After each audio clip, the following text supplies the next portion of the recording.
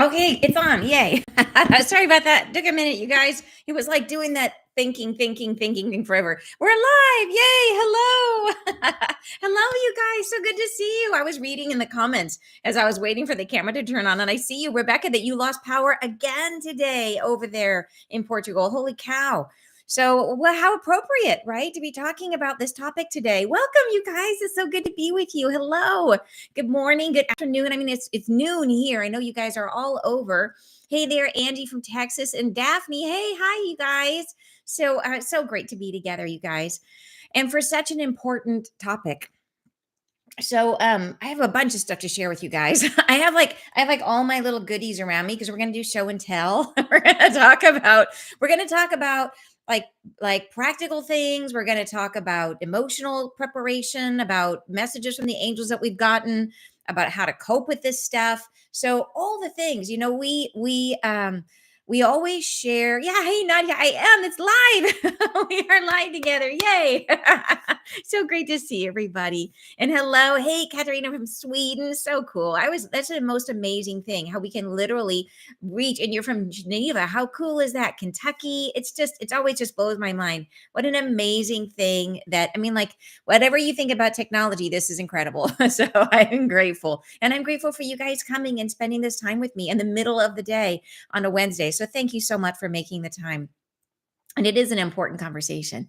So Wendy and Kira and I were scheming about this conversation we were going to have today about, and Wendy came up with the title "Back Pocket Preparedness." It's like, what do you have in your back pocket? Like, oh, don't worry, you're out. I got my Swiss Army knife or whatever. Like, you're just like, how do you just be ready? Like that idea, the Swiss Army knife, like you're out and, oh, guess what? You need a little pair of scissors. I got some, or I need a toothpick. I've got one. Like that idea. How do you feel at ease? And so it isn't about like, how do we have all the things? Because there's no possible way we can have all the things. We can't be so prepared for every possible eventuality. But there's some basics we can do that will put your mind at ease, that will put your heart at ease. And we'll talk about those and some of the suggestions based on the direction we've gotten from the angels, and then kind of how did we translate into like 3D practical life. So what are some of the choices I've made, and why did I make them, in terms of things that make me feel like I'm ready for whatever happens. And then also, we're going to talk about, like, I'm going to go back to one of the messages that the angels shared with us, specifically about how to cope with changes and some of the fear that may come up. And so that's my thought, is about how to talk about some of this stuff. So if that sounds good to you, I'm glad you are here. And thank you. Thank you for the love from Pennsylvania. Hi, Venti from Norway. Yay. Oh, it is only Tuesday there? Wait, is it Tuesday or is it Wednesday? No idea. I'm going to call it Wednesday. Because I don't know calendars. I don't do calendars. So today is officially Wednesday, and we are doing our live. Hello from Austria. So great. Oh, and Alberta. Awesome. Fantastic. You guys in Scotland. You guys know I got to go to Scotland. Apparently, my happiest life was in Scotland. So I got to go back. I got to go there. So, okay. So where do we start? Where do we dig in? I think as we're talking about this, you guys know some of what the angels have told us is coming. And some of it has already been happening. Like, we've seen it all around us. And so some of you may be living in environments which have already been deeply affected by some of these changes. So, and it's been amazing to me when there have been sort of like large scale disasters, how we always get emails from people who are part of this community who are like, thank goodness I heard the angels, and I had this, I had that, and I was okay. And so the angels said that originally when they started talking about all these crazy things. They said, not everything happens everywhere. The world is a very big place. So when they talk about flooding, when they talk about, fire, when they talk about, economic chaos, when they talk about all this stuff, like, the world is a very, very huge place. And so whether or not you live in an area that's affected, you may be affected by one of these things, but probably not all of these things. So it's a thing where when we hear all the bad things, we think, oh my gosh, the world is going to be horrible, horrible. And it's like, well, no, like even in the places where bad things have happened, then there is always, as the angels have said, the phoenix rising from the ashes. There's always that, it's often, it's like the community comes together, like in Asheville, like where we heard from people from our community in Asheville who told us that it was like, yeah, that like the community has come together like never before. And how, yes, it was like an incredible disaster. And we did hear from people there who said, like, oh my gosh, there was no power, there was no water, there was none of these things. Thank goodness they had cash. Thank goodness they had a way to clean their water. Like all the things that the angels have told us. They said it made every difference. So that's why we want to have the conversation. So, and it definitely is not to spread fear. It is the idea. Think of this as like we always, like the Red Cross has always published guidelines on like, here's the things we should do to be safe because disasters can happen. And then we do those few things and then we put it out of our mind, right? And we don't stress about it.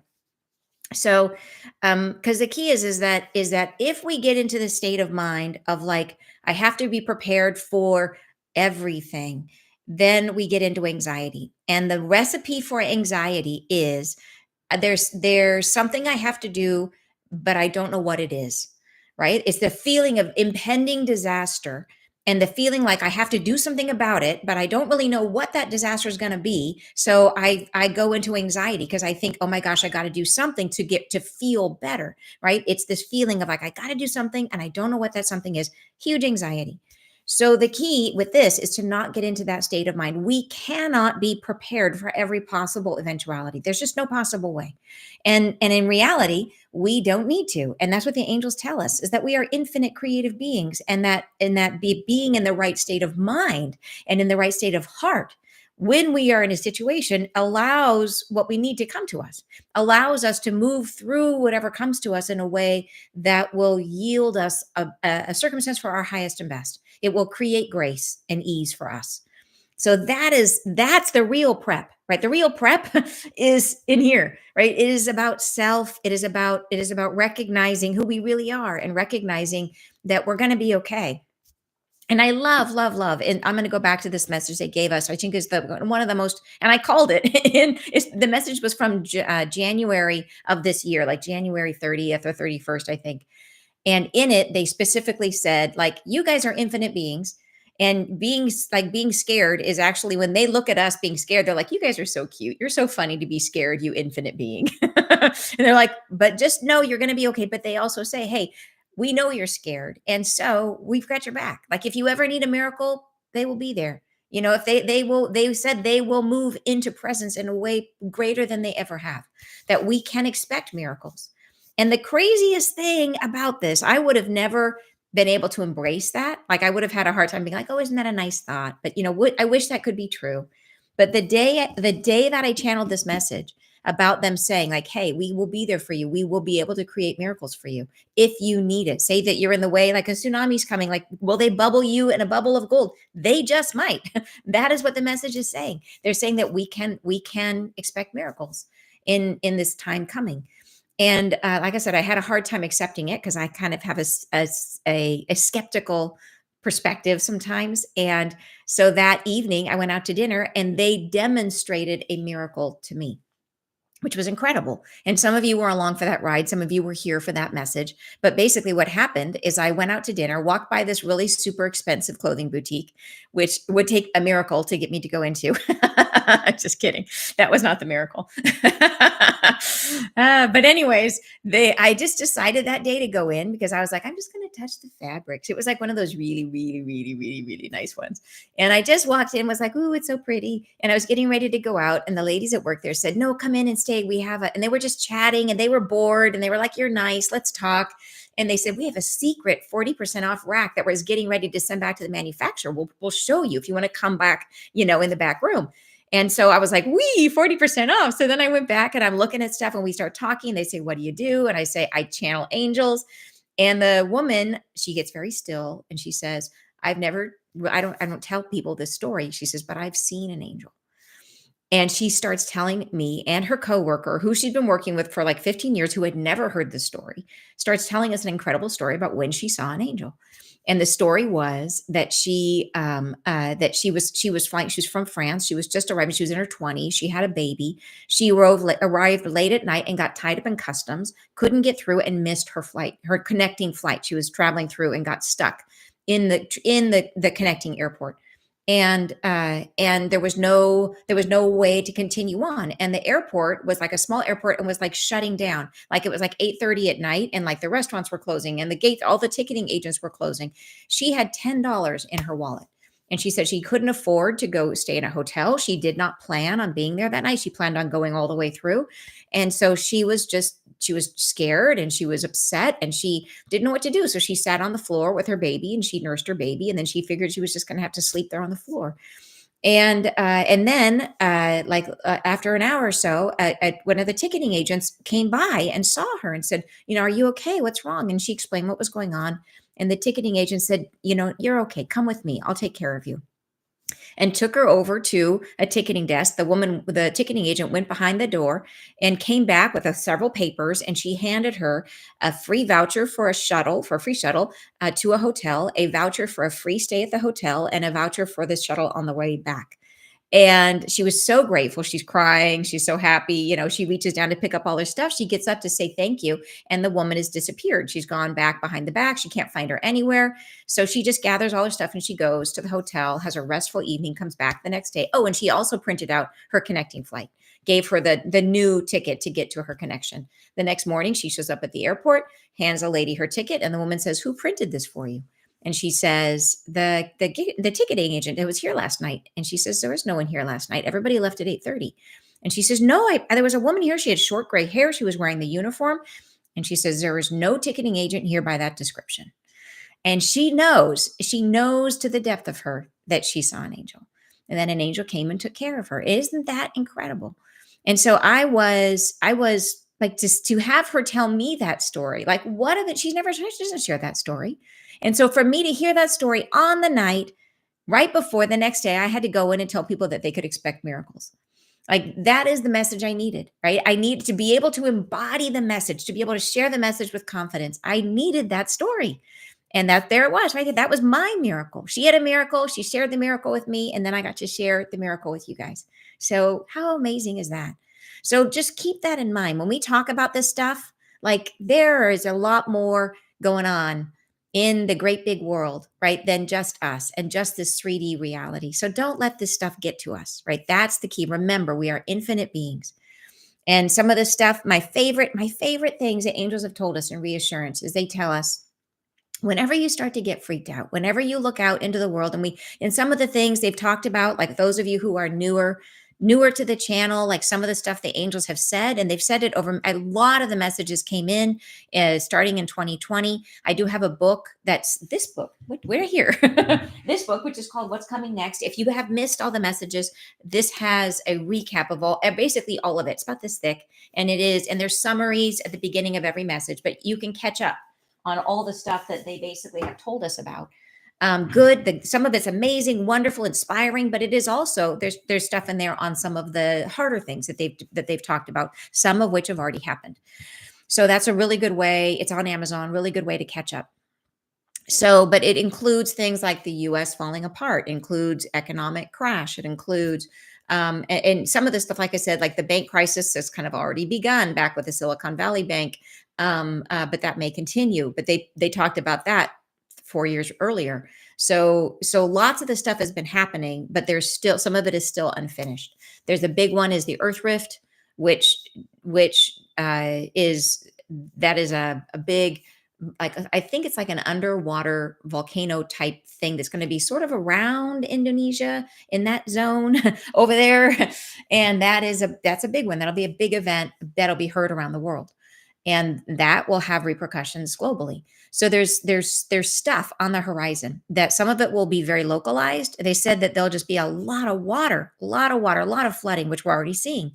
So some of it will be localized. Some of you, if you don't live in a floodplain, if you're not, it may not affect you, but it might in some areas. It might affect people you love. So that's why they're saying, here's what's coming. The reason they tell us is not to make us fearful. It is so that in the event that these things happen, we are not caught flat-footed. And I will tell you, there's also a lot about this that is relationship building, trust building. That it wasn't that long ago that it actually happened for me. One day I sat down to channel and the angels came through and they said, "You're going to be experiencing a loss." They said this to me, "You're going to be experiencing a loss." And I didn't know what they were talking about. I thought they might be talking about my son moving away because he's been looking at potential move, but I didn't know. And because I was stuck in my thought process, we always hear things from the perspective of where we are today. I didn't understand what they were talking about. And 3 days later, right on the Libra full moon, which was about faded endings and new beginnings, faded endings in relationship, literally right on that day, the relationship that I was in came to a close. And and I I and what they were telling me is that what was coming, but I didn't understand it. I didn't understand it until I looked at it in retrospect. But the fact that they told me that, the fact that I could look back and say, here they were telling me, here they were, like they were looking out for me. You know what I mean? Like they have our back. And it was like that relationship building, that thing, like they're not going to let you get blindsided. They're going to give you a heads up. Hey, there's something coming on the horizon. Like, and no, the fact that they tell us, the fact that they told me that I was going to be experiencing a loss puts me in the mind frame of knowing that everything's going to be okay. Because the fact that if it hadn't been okay, they would have told me, right? They told me the loss was coming. If it was going to be terrible, they would have told me.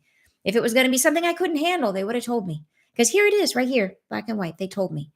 So that is part of the reason I think that they tell us these things, is because imagine if you had a best friend who knew that something terrible was coming right down the pike, right aimed at you, and they never told you. How would you feel about that best friend?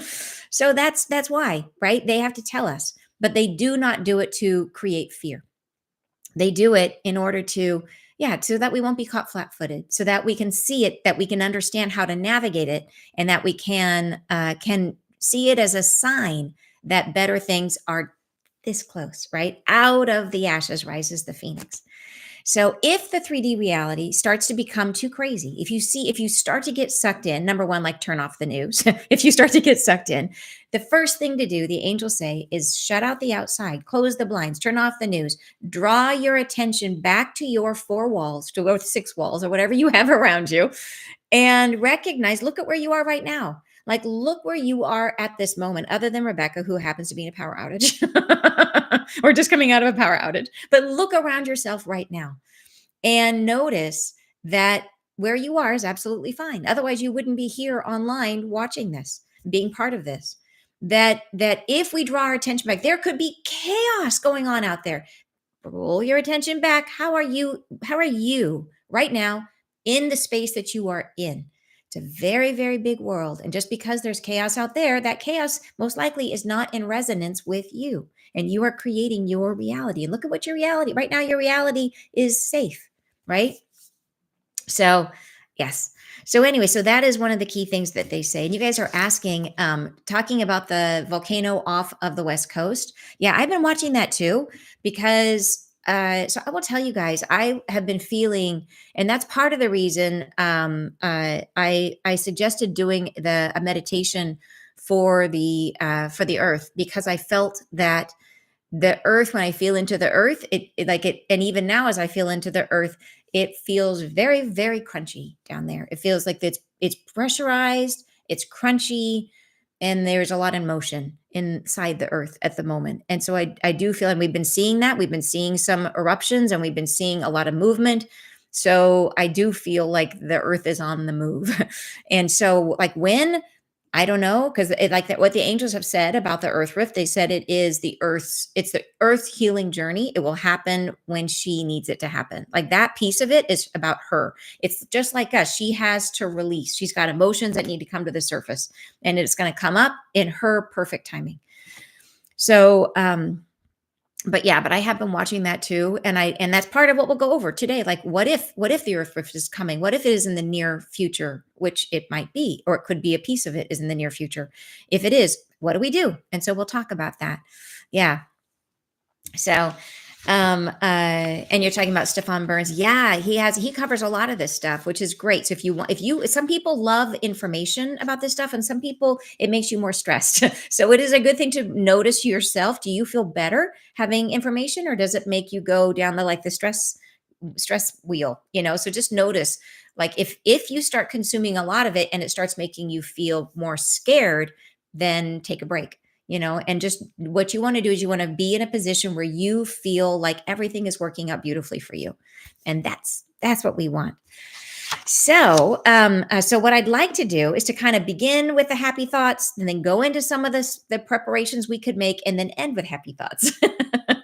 What I believe we should do now is let's go into and then so this is one more principle I wanted to talk about one of the other things the angels have said often about as we talk about these preparations, is that when they say, like, when they said for a long time that there would be scarcity of things.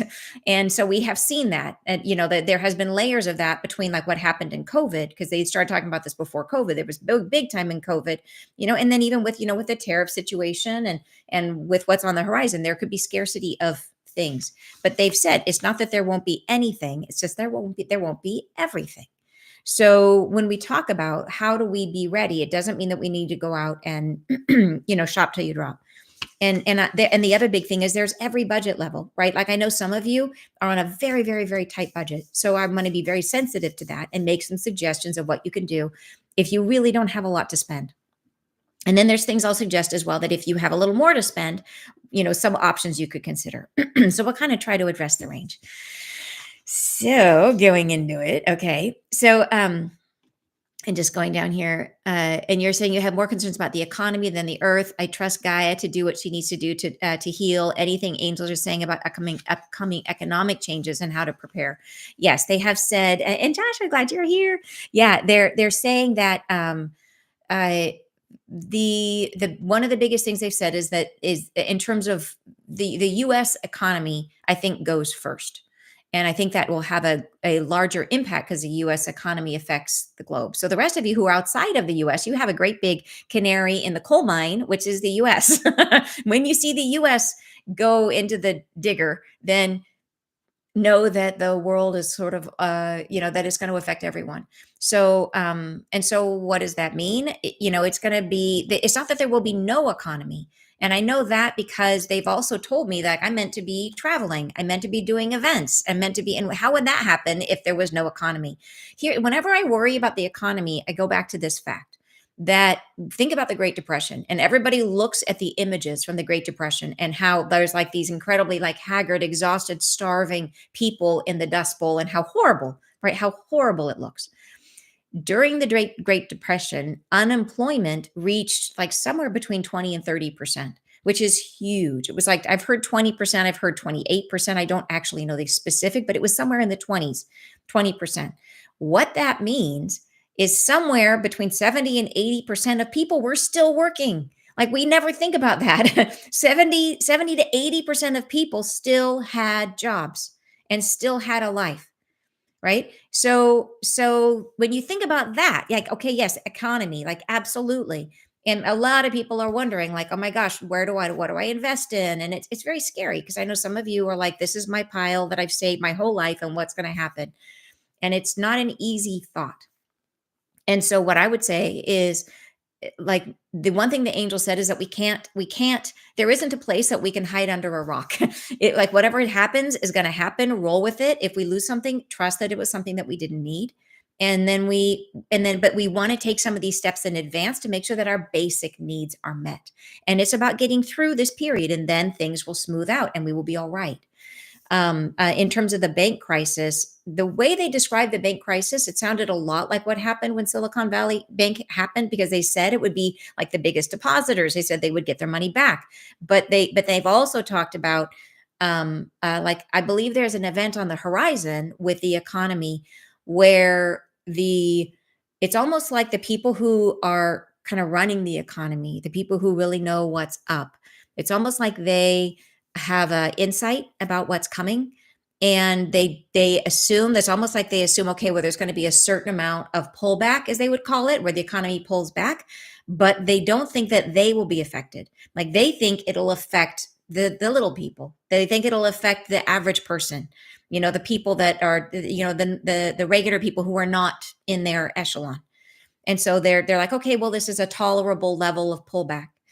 And I think what ends up happening, and when I see it in my mind's eye, what I see is, I see it like a big almost like a tower, and it's like water coming up the tower, and it's sure enough, yeah, it affects people at the bottom of the tower. And then you go to the middle bracket, and the middle bracket is like thinks they're not going to get affected either, but it comes up and it affects one side of the middle bracket.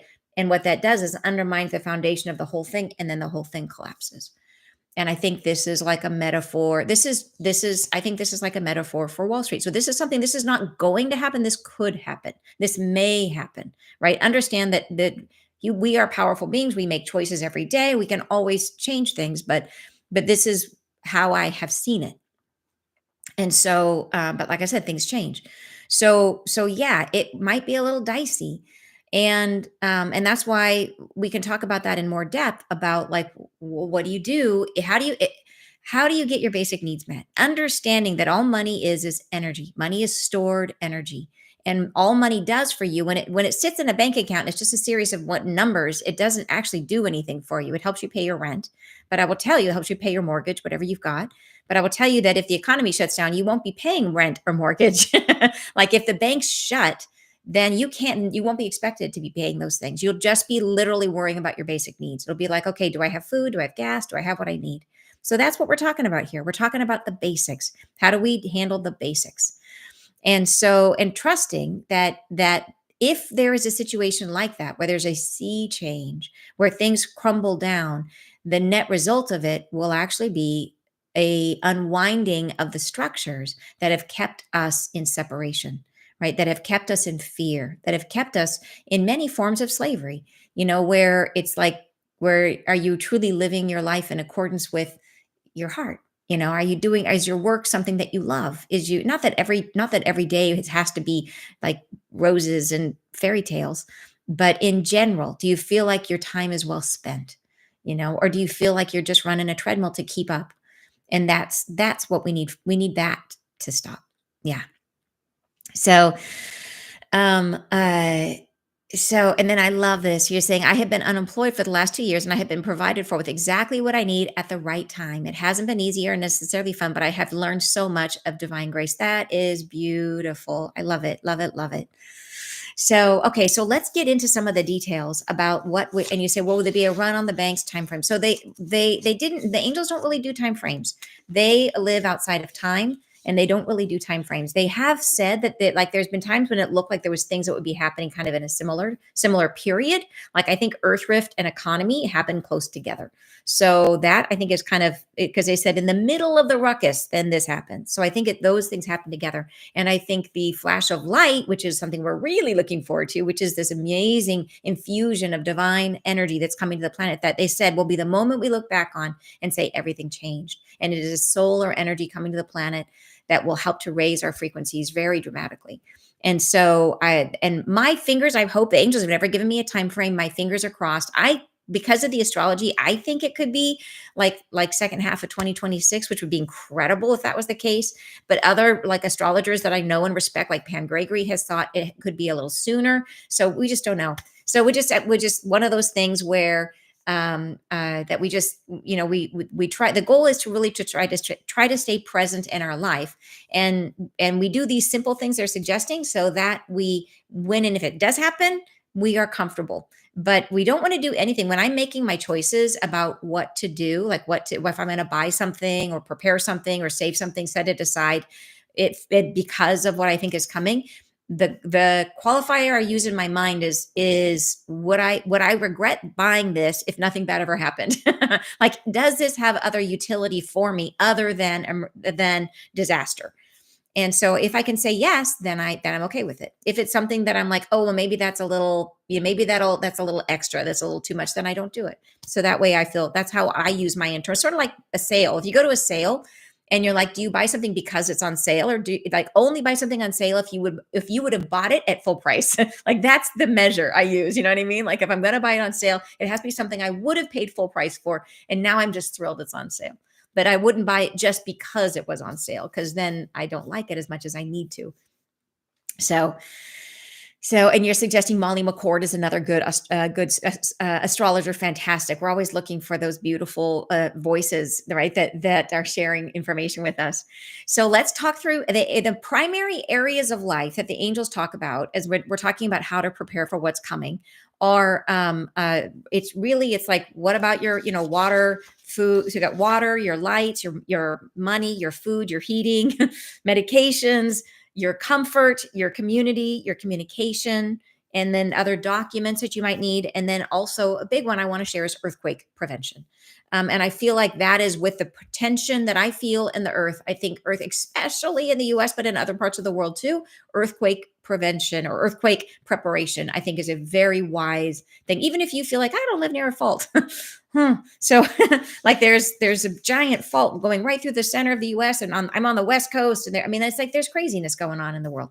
So just some simple things you can do that are easy and that might make all the difference. So let's go through the list and talk through some suggestions, and we can kind of talk about different price points, what you can do with different budgets that could potentially make all the difference for you if you happen to be in an area that's affected by one of these things. And it could be like if you happen to be, maybe you're in an area where you get a crazy storm and you get a flood, or you get crazy fires like Los Angeles, or you just don't know, right? We don't know what's going to happen specifically anyways. So the first thing that they say all the time is water, is having a way to get viruses out of your water. And they specify viruses, and they've talked about this many times. I've had very specific dreams about this, where I've had a very specific dream where I saw two beings talking about a disease coming to the planet in the dream, and they're talking about it, and they said it was typhoid. And not that this is going to be typhoid, but I looked up typhoid when I got up and it was a waterborne disease. So I was like, okay, so they're just talking a lot. So what can happen? Think about this, is that in a flood, if you are in an area, there are many places where if there's a lot of flooding, it can contaminate the water system. So the water coming out of your tap is no longer clean. So this happened in Asheville, that they literally had, they had a way you had to boil water. And so that's what happens. You'll get a notice saying you must boil your water until they can clean the water supply. So what do you do? How are you going to get clean water in that circumstance? And so having a little ounce of prevention up front will make all the difference. So here are some solutions that you can think about. One, a really, really easy one is there's these little tablets you can buy. There's one brand called Potable Aqua, and you get two tablets or two little bottles, and there's like 50 tablets in each bottle. And they are literally like $9 or $10 is what you would pay for both of these together. So it's a very budget friendly option. And you can take water out of the tap and you can drop these, one of each tablets in there. It takes about 60 minutes, 30 to 60 minutes, I think, for these to take effect. But it has iodine in it, and the iodine will kill whatever like waterborne diseases are in the water. So this is really easy emergency. The bottles are like this big. So even if you're like in a really tight living space, this would be a super easy thing to do. So there's like 25, it will treat 25 liters of water, that one tablet. And the first tablet is the iodine, and the second tablet helps to make it taste better because the iodine tastes really terrible. And so you put the second one in, it helps to neutralize the iodine. So anyway, so that is one that you can just have on hand. That is anybody like $10. It's very affordable. And you can use your existing, little, as long as you can get water out of the tap or water wherever you can get it. And if the water is gross, you could just like pour it through a coffee filter to clean out the stuff, and then use your iodine, and that's going to take care of a lot of whatever issues there might be. Another thing you can do, and is like, this is a really inexpensive. I have so many goodies around me right now. I'm going to share them all with you guys. This is called a life straw. This is one of many solutions like this. And it literally is like you put it in the water, you drink out the top, and it filters the water as it comes up. And so this is like meant for like, so it's got like a little screen on there. You put that in the thing, you take off the top, and you use it like a straw, and it has a filter, and it cleans the water as it comes up. So there's many different, I'm not endorsing anything here. So any of the stuff I have, I'm just showing you what I have. And there's many brands. And when I have shared stuff about water filtration, there has always been a lot of discussion where people have said, I like this brand, I don't like that brand. So please do your own research about which brand or model you like. But these are not expensive. So it used to be you can get like a 6-pack at Costco for, I think they worked out to like $10 a piece or something. I don't know, but they're not expensive. So you can get like, but shop around a little bit because the prices vary. So anyways, $10, $20 for one of these. And what's neat, you can stick one of this in a suit. If you're traveling, stick it in your suitcase. So you have it with you wherever you go, right? Or stick the little bottles in your suitcase. That way you have a way, like with this, you could literally like go up to a river and like drink out of the river. Not that I want to do that, but you could. With this thing, you could do it. And it's meant for that. It's meant for like camping and stuff like that. So this is cool. So another option you have for cleaning your water. So I have a what's called a Berkey water filter. And so the key with whatever water filter you get, a lot of people have a Brita. Brita does not kill viruses. So it would work great in tandem with the iodine tablets. You could use a Brita and iodine tablets, and you could just filter the water in the Brita to get rid of if there's any like mud or anything in the water, and then use the iodine to get rid of the pathogens. But if you want an all-in-one and more expensive solution is the one I use is called a Berkey. And it is I would move it except it's full of water. It's like they come in different sizes. I have one that's about this big, and it's a big stainless steel container. The top part you pour water in, and then there's there's actually space for 4 filters. And then the water is gravity fed, so it takes no power and it works its way through. And then you get you lift up the tab and clean, amazing water comes out the bottom. And it does work. They advertise it works for viruses. So the filters will last for about 2 years. So I think they're great. They're not cheap. They're in the couple $100 range. So you have to look and see there's different sizes depending on your family, but they're in this, I can't remember exactly because I bought mine a long time ago, but they're more than at least a couple, if not 400, 300. I don't know. There's some money. They're not cheap. But if you have a big family, if you're looking at providing water for a lot of people, if you have the budget for it, they're really nice. I like them. But there's many other brands and things that will work. The key you're looking for is, does it eliminate viruses?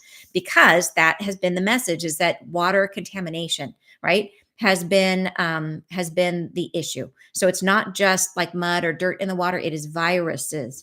That's the key. So okay. And you're saying Brita used to be my go-to. Yeah. And I always had a Brita in the fridge too, but they're great, right? They take that chlorine taste out of the water, which is so, so nice. But like I said, you want something. So if you like the Brita, use it with the iodine tablets. The only downside to the iodine tablets is, like I said, even with the thing that fixes it, they still taste a little bit funky. You could get like 2 Britas and do it like one run to get the gradu out of it, and then use the iodine tablets and then run it through again to see if it helps the flavor. I don't know. But okay. So that's water. And water is big because they have said, angels have said, lots of flooding, way more than we would ever imagine, like flooding. And I have seen, one time I have seen in my own area, the river at the bottom of my hill, which often floods, but it never covers the road. I have seen in a vision, I've seen it covering parts of the road. I've seen so way more water than is like unprecedented levels of water. So if you're in a floodplain, like be aware of that. It could be like, and it would come from like massive amounts of rain for some reason, massive amounts of rain.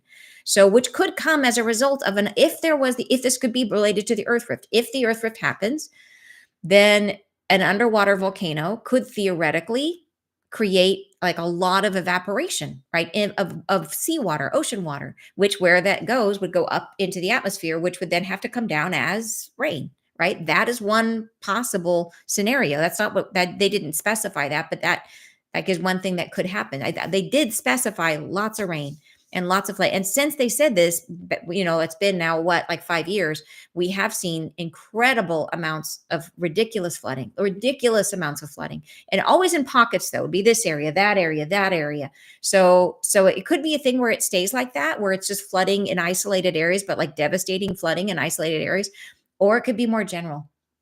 But it's something to be aware, have a plan for your water.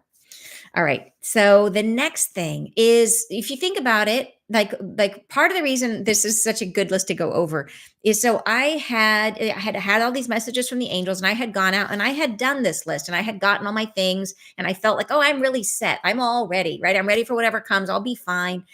And then we had a power outage and I was trying to go find all my things. I was trying to find my like my lanterns and my stuff. I couldn't find any of it. It was in like I had moved and it was like all in my garage in different places and like I was a disaster. And I was like I thought I was so, I was so together and had all my stuff.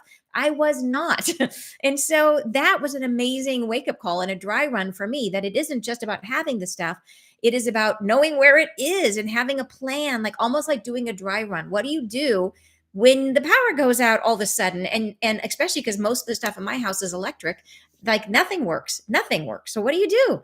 So yeah, so in doing that dry run. So the first thing, if you think about it, put yourself in that position. What do you do? Power goes out. The first thing you want if it happens at night is light. Like it is, and it is an emotional thing where it makes you feel safe to have light, but it's also a practical thing that without light you are dead in the water. Like it's very hard to get anything done.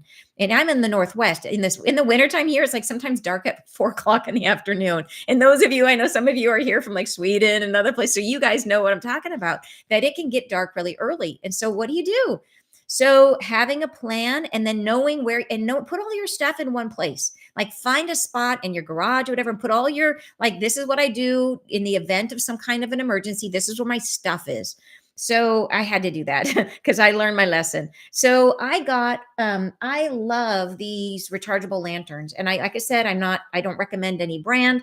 This is just the one I bought, but I bought it and I can tell you I really liked it. It's called Tough Light. But there are many different ones like this on the internet. I liked it because in the reviews, there was like Cub Scout leaders were like, we use this on all our camping trips for like 20 years and it still works. So it was like really good reviews. But it's really, you can see it's really bright and it has like different stages of light. I think that's like there you go. Oh, and there's like emergency flashlight and stuff. So there it's off. But anyways, I didn't recharge this. I just charged it once. And then I leave it charged and I just leave it in the garage ready to go charged. And so here's the thing. You want more than one you want one for every member in your household. You want one of these because think about it. If you need to go to your bedroom or if you need to go to the bathroom or whatever, everybody needs, and this is really lightweight. So it's nice. And it even has like a little grommet where you can hang it if you want to hang it from something like, to have light at eye level, which is nice. So anyways, but you need whatever you get something. I put a little carabiner on mine too, but get one for every person. So another option is headlamps. If because you're walking around, what if you've got your hands full, you put a headlamp on, and then everywhere you look, you've got light on your head. So I keep in my drawer next to my bed, I keep a headlamp in the drawer so that if an earthquake comes in the middle of the night, the biggest injuries that happen, it seems, are people who get up and walk around in bare feet and break their, cut their feet on glass and stuff like that. So you want light right away. So just put a little headlamp in your night drawer and have it handy. So, and those headlamps they sell in, you can buy 4 for, in a pack. They're very, very inexpensive. So it's just a thing. And, saying glow sticks are cheap. I love that. So I like, and I think thinking about that, like you could put a glow stick in your glove box in your car, but, and you could use glow sticks for a lot of different things, but I like these because they are rechargeable. They will, like, you could use it. What if you had an extended outage? What if you didn't have power for 3 weeks or for even as much as 2 months? Imagine, like, just let your mind go there. What if we didn't have power for 2 months? It's not the end of the world. We'll be fine. We will be absolutely fine. But how are we going to be fine? So this will keep you in light for over a week with one charge, and that's running it like every single night, all night long, for the whole evening hours. That's what they said on the reviews. Like the camp people took it camping. They're like, yep, we used it all week long and it didn't run out of batteries the entire time. So that's pretty cool. So anyways, and then I'll show you what do you do when it runs out. I have a solution for that. So the brand again is called Tough Light. And it's very sturdy little gizmo, and it comes with a little charging cable. But so this one is Tough Light. Like I said, there's many other brands. So check for yourself which one you like. This just happens to be the one that I like when I looked at reviews and stuff like that. So, another thing you can think about, if you think about that 2 months, like what do you do in 2 months? If you're going to have a long term, if you feel called, one solution you can do, like what do people do who live off grid? Well, many of them have kerosene lamps. And so you can get kerosene oil. There's a brand called Firefly of kerosene oil that's supposed to burn very, very clean. That is doesn't not smoky, because a lot that's like you don't want smoke in your house. Apparently, the Firefly brand is very clean. And if you get a little, it's like the old fashioned where you put the oil in the lamp, you turn up the wick and you light it. And apparently those will, like, that's what people do when they need, if it's like a long term, because the fact is that every battery is eventually going to die. And so what if it's a longer term period? If you have the kerosene lamp, you will have something for a long period of time. Like you could get enough and it could last you for 6 months and you would be like, fine. Not that anybody wants to have a power outage for 6 months, but the point is that could be the longer term solution. And those, again, don't have to be, you don't have to have a ton. Like, what if you got one little kerosene lamp and a little bit of kerosene oil? We'd have to look it up and see how much oil do you need to last for this one lamp for, for a couple months. I don't know. But it doesn't have to be, you don't have to go crazy.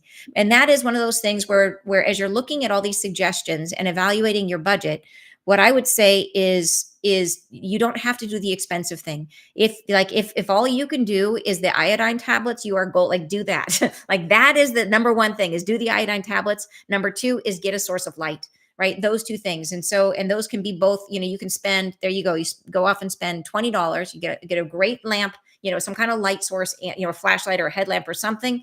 And then the iodine, and that's a great start right there, is a great start. So the other things are, as you can afford them, as they feel aligned with you and your family and your lifestyle.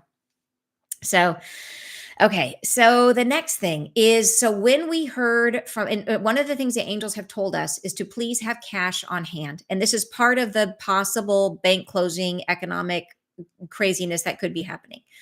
And they've said that it doesn't mean it's not talking about like money to pay like rent and bills and stuff like that, because if the banks close, no payments. They mentioned many times payment processing. So the payment processing they mentioned originally, there's layers to this, but I think they were partly talking about the payment processing that started all of the chaos with Russia when there was the sanctions on payment processing on the SWIFT banking system for Russia, which created the loss of political power of the United States. It pushed everybody away from using the US dollar. And they said it would limit US political hegemony. So that was a whole thing. And so that we saw that absolutely happen just the way they said. But then they've also talked about it in the context of the economic issues.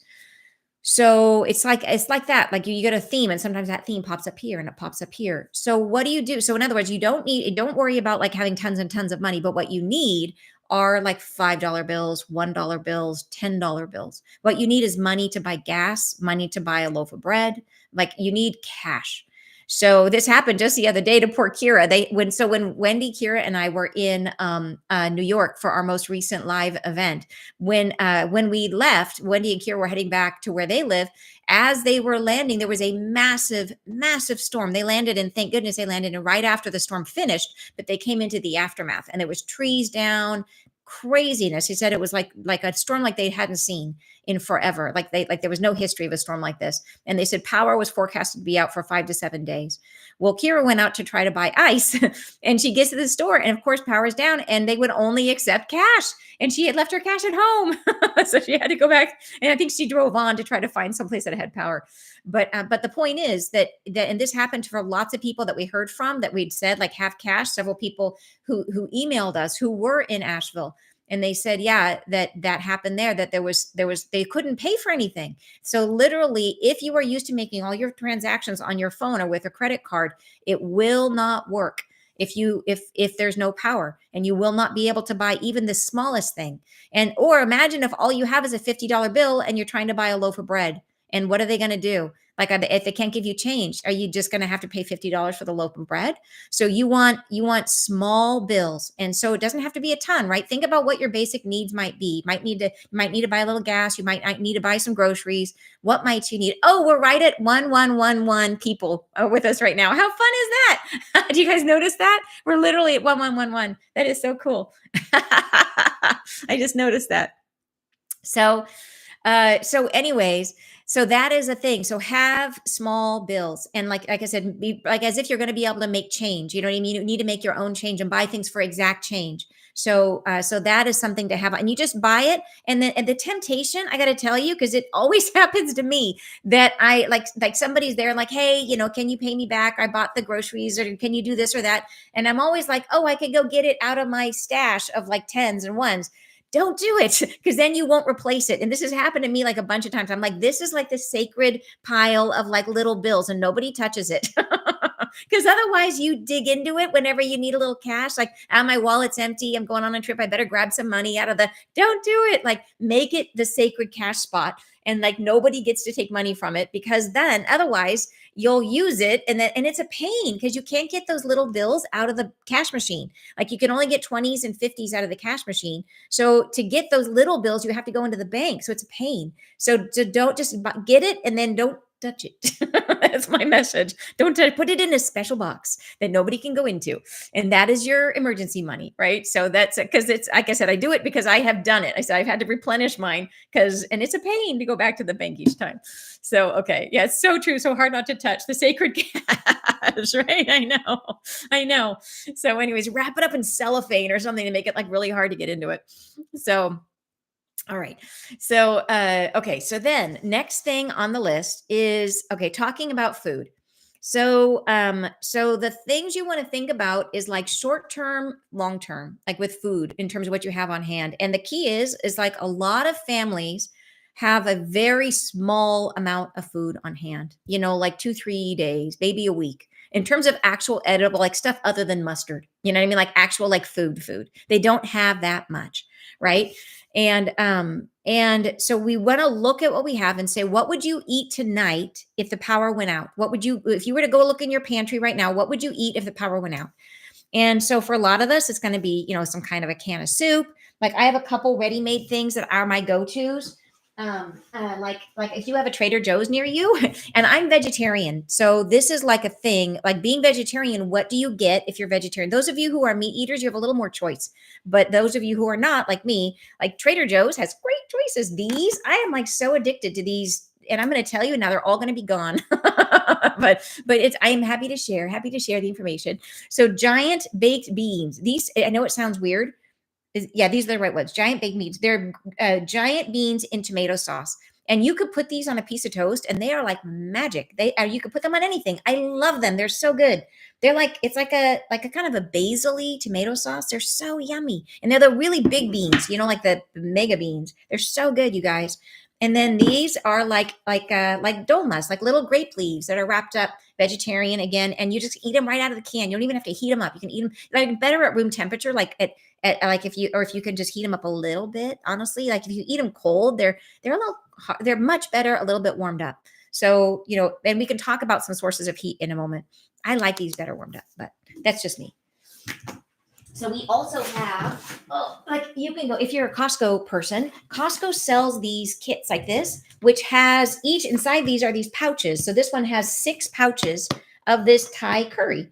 And you just open the pouch and you can eat right out of the pouch. So you just would literally, if you had a way of heating up some warm water, you'd heat up the water, and then you would just put the pouch, let it sit in the water, and you'd have a hot meal ready to go out of the pouch. So these kind of things are really great for like short-term emergencies, because you don't want to be cooking because you barely have light. You're like, okay, you just want something you can eat. And yeah. So anyways, it has happened to me. Oh my gosh, you guys, I just told you that my relationship ended, and when and we were living together for a while, and when he moved out while I was away, when I was in New York. And when I got back, and I had just said, just please, where things were very, very blended. And I went back and I was like, oh, I'm home late. I'm just going to like open a can of soup. And I go in and there's no can. He's taking the can because it was his. He took the can. I had no can opener. And then I was like, well, that's okay. I'll open up this. I had this other thing where I have a pop lid. I didn't have that either. I was like, oh my gosh, I had none of the things. It was again like a message about like, okay, you need to now replace all these things. Make sure you have 2 can openers. Like have an extra can opener, you guys. Have an extra one. So, but stuff like this, Costco, very good. So those are things for short term, for the immediate. What do you do in the event? And so what I think is going to happen in terms of food supply and I talk about the United States a lot because I'm here, and because in this stuff, there will be the US is going to be kind of stuff is going to happen here, and you're talking about spam. Oh my gosh, yes. And nut butters, great suggestion. Nut butters are like peanut butter, almond butter, really good idea. Refried beans, Amy's black beans, oh my god, those are the best, you guys. Angie, yes, I love those. That brand, the refried Amy's refried black beans are so good, and Amy's soups are super good. So yeah, so you guys are putting in some really good suggestions. Dry foods last a long time with no powder or no power, dry nettles for protein. Very cool. So yeah, I have some free, I have anyways, we could talk about that for a long time because it's awesome, but great suggestions. Amy's lentil soup. I love it. So anyways, so what was I going to tell you next? Okay. For the longer term. So what do we do? Oh, and I was going to tell you the thing that I believe may happen is that if we end up with having not enough stuff coming in, if there's a shortage of stuff coming in, and I don't know if this, like, it may be that that people talk about timeline shifting and people making different choices, different decisions. So this may or may not happen, but there's the potential, and the angels have talked about it, like the possibility of there not being everything, right? That there may not that there won't be anything, but there won't be everything. It could be a thing where there's a really diminished supply of the things that people would typically purchase. So what do you do if that is happening? And like the last thing you want to do is go down and elbow your way through a huge line to get up to stand in line for the 3 cans of beans that are left on the shelf. You want to have stuff at home so that you're not in that position. It's not pleasant. That's not pleasant to do. And that is a potential outcome where it could be that there's where there's really not a lot of for example, if there's 6 Target stores in your area, it could be that Target condenses down to 1 store, and then what's, because there's just not enough to fill all the stores. That is a potential thing that could happen. So what do we do for the longer term? So if you're on a tight budget, I always say, like, beans and rice, beans and rice. But if you don't like beans, like, choose lentils, choose whatever. The point is, like, it's something dried and long lasting so that you can just buy it, stick it in the pantry or stick it somewhere and don't think about it anymore. But rice is a great one. You can buy, and I mean, like, buy a big bag, like buy a big one, the big ones that they sell, big bag of rice, big bag of beans. And that dried beans take more time to prepare. So just know that it's not the set it and forget. It's not the quickie like this, this stuff that you can just unzip and go, but it doesn't go bad. They last for a long time. Lentils are great for that. But anyways, but you want something like that it doesn't go bad, that you can just have it, and it provides you nutrition for a long period of time so that you don't feel compelled to have to go stand in line and compete for limited resources if there are limited resources, right? It just makes your life more graceful, more peaceful. It just takes the stress out of your life. So that's the idea. And so one thing I would say is if you do buy stuff like that, if you have it for a longer period of time, little weevils can grow in things unless you freeze it. So what I did is I put my bag of rice outside in the winter for a couple nights and let it freeze. And so, on a really cold night, I just put it in the garage and let it freeze. And then it kills any little eggs that might be in there that might otherwise turn into bugs. So just make sure that if you have large things that or if you have a big chest freezer or whatever, put it in the freezer for a night. But if you don't, just choose a cold evening when it's frozen outside and leave it in a safe place so that it will freeze and kill any critters that might be, the eggs that you don't have any issues with your stuff going bad. So, but you want to do beans and rice are great. If you are you just got to have something fresh, which is me. One of the things you can do, which is so easy, and this gets into the idea of psychologically. How are you doing this psychologically? How do you feel? Do you feel human, or do you don't want it to feel like you're always in an emergency? You want to make it feel like your life is good and that there's brightness in your life. So this is one of the solutions you can do that is fun and easy. And this is a very simple sprout. This is for growing sprouts. So if you would, like, you got your rice and beans and you're like, okay, this is really brown or black or whatever color it is, and there's no color in it, and you want some greens, this is an easy way. It doesn't matter where you could live in an apartment with no windows and you could still grow sprouts. And this is a system to do it, but you don't need anything this fancy. You could literally do it with a jar. You don't need any, but this is nice because you can grow trays full. So you can grow several days worth of sprouts. So all you do with this is, so here's the top. And wait, I got it on backwards. I know this is right. This is the top. So you in each of these trays, so then this tray inside, you would put in it like a teaspoonful of seeds, and you can buy the seeds. You can buy broccoli sprouts, alfalfa sprouts. Alfalfa sprouts are really tasty. Broccoli sprouts are great too. You just buy a bag of them on the sprout seeds. You buy them on, you can get them on Amazon if you shop on Amazon, and like there's loads of stores that will sell them to you. And you could buy a bag about this big, and it will last you a really long time because you're using a teaspoonful at a time. You put a teaspoonful in here, and you put water in here, and the water drains down, and you just water it once a day. And within like 3 to 5 days, you will have sprouts. And it takes very little time. And then pretty soon the sprouts are about to the top of here. They grow, and they're up to about here, and they're edible. And they're wonderful, and they're so fresh. They're so much better than the ones that they sell at the grocery store, and it's a fraction of the price. So this is one of those things that I say, would you buy this even if there wasn't going to be a disaster? Yes, absolutely, because this is a great money saving thing, and they're way tastier, and you can literally, they require no sunlight, so you don't have to put it next to a window, anything. You could literally just stick it on the corner in your kitchen somewhere, and then just every day you water it. And so if you want to have them every day, then you would literally just do one tray for one day, and then the next day start the next tray, and the next day start the next tray, right? And then you just rotate, and then you'll always have fresh sprouts. So how fun is that, right? Easy, and also just makes you feel happy. So, and then you just have to remember to empty the water out of the bottom one, otherwise it'll overflow. So yeah, so that, and this is available on Amazon. If you just Google, or on Google, if you just Google grow your sprouts, or sprout growing kit, or something like this. This is the one that I have. I've seen a bamboo one. I've seen a one that's made out of like not clay, but the pottery.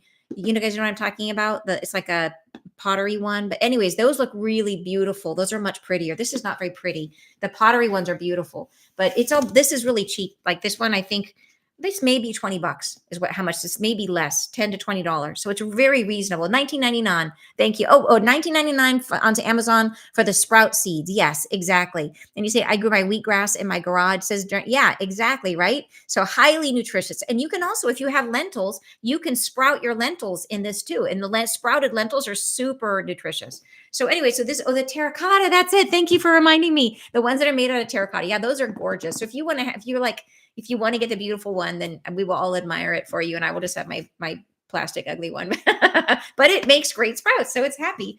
So anyways, so that is a fun thing you can do for longer term.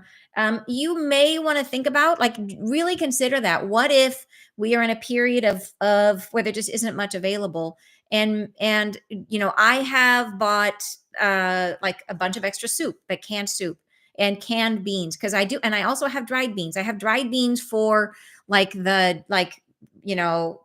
it's like, this is going on way too long, but the canned beans are so much more convenient than the dried beans, that I also have a lot of canned beans, but I also have a lot of just cans of soup because it's easy. And then I also have, because I garden, I have I can dehydrate or freeze dry some of my stuff. So I have freeze dried soups and things like that. So it's like, so I would think about, like, imagine that there's going to be less stuff, but the potential is for less stuff. Can you find a place in your house to store a backstock of things that you use regularly? And what I would say is, don't buy anything you don't use, but look in, what is it, like a meal that you tend to have every week? If it's spaghetti, then spaghetti is really easy to store, and spaghetti lasts forever.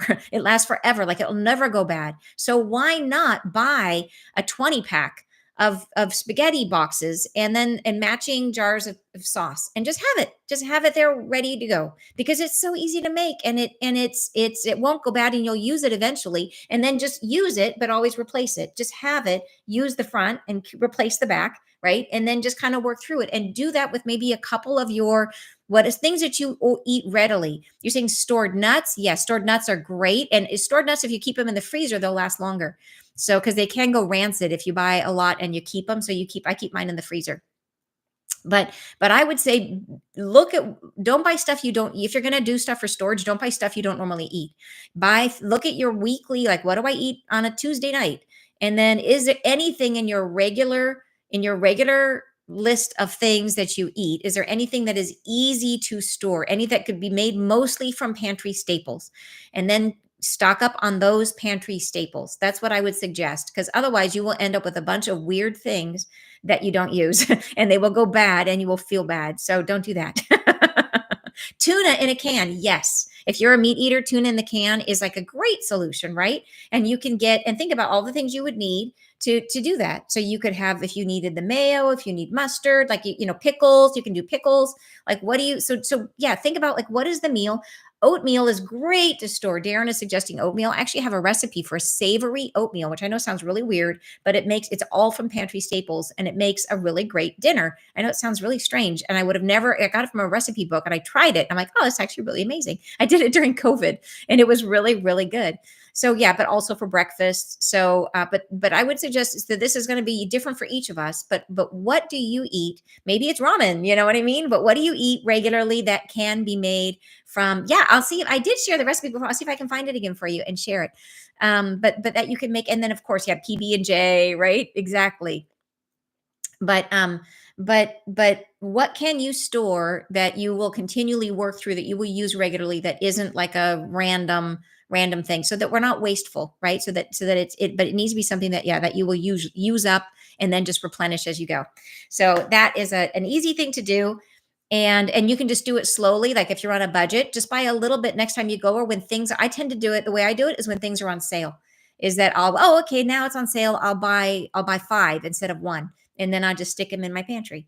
And so that's kind of how I have done it, is buy things on sale. But I think it would be a very good idea to do this right away. So, yeah, so if you have a mind to do it, I would do these things right away. Not to be like panic making, but I would do them now. So, because there's no time like the present, and I think it's a good idea. So that's my opinion. That's my opinion and my suggestion. So, and Kelsey's asking if we have a section for this in our Soul Society. We do, which is our community. That those of you who are not familiar with, a community called Soul Society, and which is phenomenal, where everybody's actually making friends and coming actually off the digital world and moving into the real world and making real live friends, which is so cool. But yes, we do. There's a section in there for this kind of information. So thanks for asking. And Kelsey is one of our members. So, all right. Okay. So that's food. And thank you guys so much for your fantastic suggestions on the food department. And there's many, many people on YouTube who do this, who talk about this stuff for, like, this is their whole channel. And I'm not an expert, but I'm just trying to go over. For me, it's like, what do you do if this is not your life? If this is, you're doing this one time and then you just kind of try to stay in the high vibe after that. Like, that's more my approach. So hopefully this is helpful and from that perspective. So, okay. So now here's the big question. This is a big one, is how are you going to cook it? What are you going to do for fuel? And this is going to be unique to each of us based on what kind of resources you have where you live. So some of you, if you have an all electric house, like my house is all electric. Some of you will have natural gas. Like where we live, natural gas is really, really common. And so a lot of times, like, if the power goes out, the gas will still work. So if you have natural gas stove, you're golden. If you have natural gas on your hot water tank, you're psyched, because that frequently will continue to work. In a major disaster, it may not. So that is something to consider. But in most major power outages, your gas will still continue to work. And so those of you who have gas, you may be like, done. Okay. But it's a good idea to have the backup in case the gas is disrupted, because sometimes gas is natural gas, or the gas is created, or sometimes it has to involve shipping and trucks and things like that can, if the trucks are not available, it could impact the delivery of the natural gas. So recognize that all systems have points of failure. So we want to have our thing we count on, and then we have like a backup. What do you do in case of like crazy Armageddon? So not that it's going to happen, but what if it does, right? What if? So for me, in terms of answering that question, many people, in terms of cooking, and their emergency backup will be a barbecue. And so that might make a lot of sense. A lot of people are going to have a barbecue anyways. I don't eat meat, so I don't need a barbecue. So it doesn't make sense for me to go buy a big barbecue because I would never ever use it. So I needed something. I wanted a different solution. The other thing is if you have a barbecue, what is your fuel source for the barbecue? Is it going to be briquettes or is it going to be propane? And recognize that those don't last forever, that they will run out. So I was thinking about these things as I was trying to consider my plan for cooking.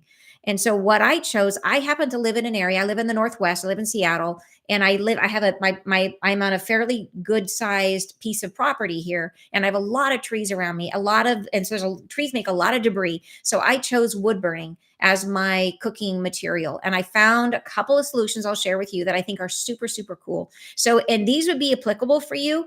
Like, for example, for water boiling. So a lot of our things we talked about, you could just have some boiling water. You put the packet in the water and it heats it up. Or you're going to make coffee. You want to boil some water. Or if you're trying to cleanse your water, you could boil your water. So boiling water becomes really important in an area where you don't have power. So this little gizmo I bought, which I think is really cool. And this is a camping kettle. It's called a kettle. And this is the top of it. And this is basically, you hold it up by the thing and the water, comes out here. But notice that there is a hole right down the center because the fire is happening in here. So you feed the fire through this. You can see there's a hole right here. If you can see that is the hole.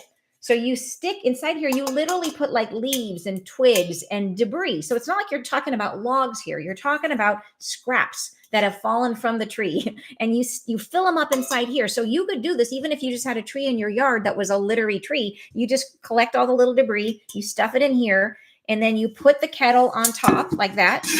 Just sits on there just like that. And then you light it through this little hole, and you can continue to feed more debris in there as the fire gets low. Then, because the smoke from the fire comes up through this hole, right? And this is the chimney for the smoke, but the water is held in the space between the inside and the outside is filled with water. And this will hold 1.2 liters of water. So all the heat from the fire is coming up through this. Look at all the surface area, the contact area that's being made between the heat and the water. So this will boil water in 4 minutes using wood, using literally not even wood, using debris from your garden. So I think this is really cool. It was not super expensive. I think it might have been it's not cheap, but it's not expensive. It's called a Kelly kettle, Kelly, Kelly kettle. And there's many others. Like I said, this is one brand that I happened to pick this one. I thought it was cool, but there's a bunch of different ones. And this comes in different sizes. This is the medium size, the Scout model, I think it's called. And pine cones. Thank you for that. Great idea. Pine cones, he says, are great are great for Kelly kettles. Great idea. Yeah, Kelly, it's called Kelly, Kelly kettle. And so I know, isn't it clever, you guys? And to me, it is like you want something so simple that your life does not feel like you are struggling. And to me, it's like it takes about 4 minutes for my electric kettle to boil water. So if I had this, it would be like, oh yeah, life is normal. I want a cup of tea. Life is normal. I can boil it in 4 minutes. I'm not going to not do it because there's only 4 minutes and I can have a tea. Why not? And it'll make you feel good. It'll make you feel like, life is comfortable and I'm happy and I can have tea. So, sometimes when you're cold, having a nice tea is it's nice. So anyways, or coffee or whatever. But point being, this is cool. And I think it may have been in the neighborhood of like somewhere between $60, $70. So it's not inexpensive, but not crazy expensive. So, and that you could use this. The other thing is you can buy an attachment that goes on the top that will support a pot. So you could use this as your all-in-one cooking stove in an emergency. That it's not going to cook crazy amounts of stuff, but say you wanted to fry an egg, right? Or toast some bread. You put a little pan on top and you've got a 2-in-1 system. You just have to buy the extra little thing that holds the pot that fits on top of this. I did not buy that because I got something else that was a little bit more robust. But I think this is really cool. Yeah, you're saying coffee would be a popular barter item. So that is something to think about because and that is a big part of what I want to talk about too, is community. And like, what do we have that is of service to the community, and how do we share with the community? So there may be things you buy that you imagine that will be useful in terms of support and help and trading with your community, that's certainly a super good thing to think about. Okay. So the big one, this thing, Oh my God, this thing is heavy, you guys. This thing I love. This is my other cooking. This is like, this is the thing I got for cooking in a bigger way. And again, like I said, I have a lot of wood around my property. So that's why I bought this. And it is, the top of it is cast iron. And it's like a big bucket. It's not as big as like a 5 gallon bucket. It's heavy though. You can see it's like a hefty, right? And but it's like about a third, 2/3 the size of a 5 gallon bucket. And the way that it works, this one has, this is called the dual fuel. And the idea is that it's supposed to be that you can open these doors, that you could put, if I can lift this up, you see there's a little hole in there, that you could put charcoal briquettes in there, but I'm not going to use it with charcoal briquettes. I read the reviews and they said, get the dual fuel one because leaving this open creates an airflow, which makes the fire work better. So that's why I bought the dual fuel, but I never plan to use the briquettes. I'm only going to use the wood. So this is the opening where you put the wood. And then literally you can put a couple sticks of wood. And the way that it works here, this is going to be a little bit hard. I'll try to demonstrate it with my, if I can help you guys to see this, I'll lift it up with my knee. It's a little complicated, you guys. You put this thing on. This is heavy. Oh, and then so you put this here like this, and it's like a little feeder rack. See how that works, where you put the wood sits on top of there, and just the end of the wood sticks into the oven. And then as the wood burns, you continue to push it in, push it in, push it in, and you gradually, and so you don't have to cut the wood. You don't have to like chop it up into tiny little bits. You light the end of the wood, right? And you put it in, and as it burns, you continue to push it in and push it in. But it will create, and this thing is so sturdy, you can put a massive pot of water on there, which is why I bought it. Is I thought, okay, what if I want to take a hot bath that I can boil? And they said it would take about 20 minutes to boil water on in a big pot on this thing. So it's really efficient, very, very efficient. And the burner on the top is that cast iron burner. They showed in the review, you can literally stand on this thing and it's no problem. And you can cook. If you wanted, like say you were trying to cook for your neighborhood, everybody is coming together, you could pull this thing out and put a big pot on there and make a huge pot of stew for everybody. And like, how cool is that? So, but it's also functional if you just want to, fry an egg, is that you just put a pan on top, but it basically is like a single burner. It's like a gas burner on your stove, but it's wood fired. So, and the brand of this, and you just, oh, how awesome is that? You just got 24 hatching. Oh my gosh, chickens. How fun is that? Let me see if I can remember what the brand of this is for you guys. It is called, EcoZoom, ECOZOOM, EcoZoom. So this makes sense if wood is your fuel of choice. So, and that is the thing to think about. What is your fuel of choice? So wood is mine because of where I live, because I have a ton of wood. But if you live in the desert, you may choose a solar oven because you got infinite sun, right? The solar may be the way for you to go.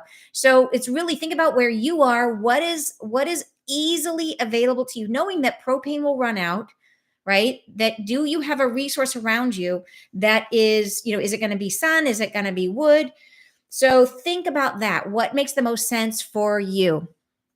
So the other thing you could think about is in terms of cooking. So my other solution, so the wood or the burning is what I do, like if I have like a longer term issue going on.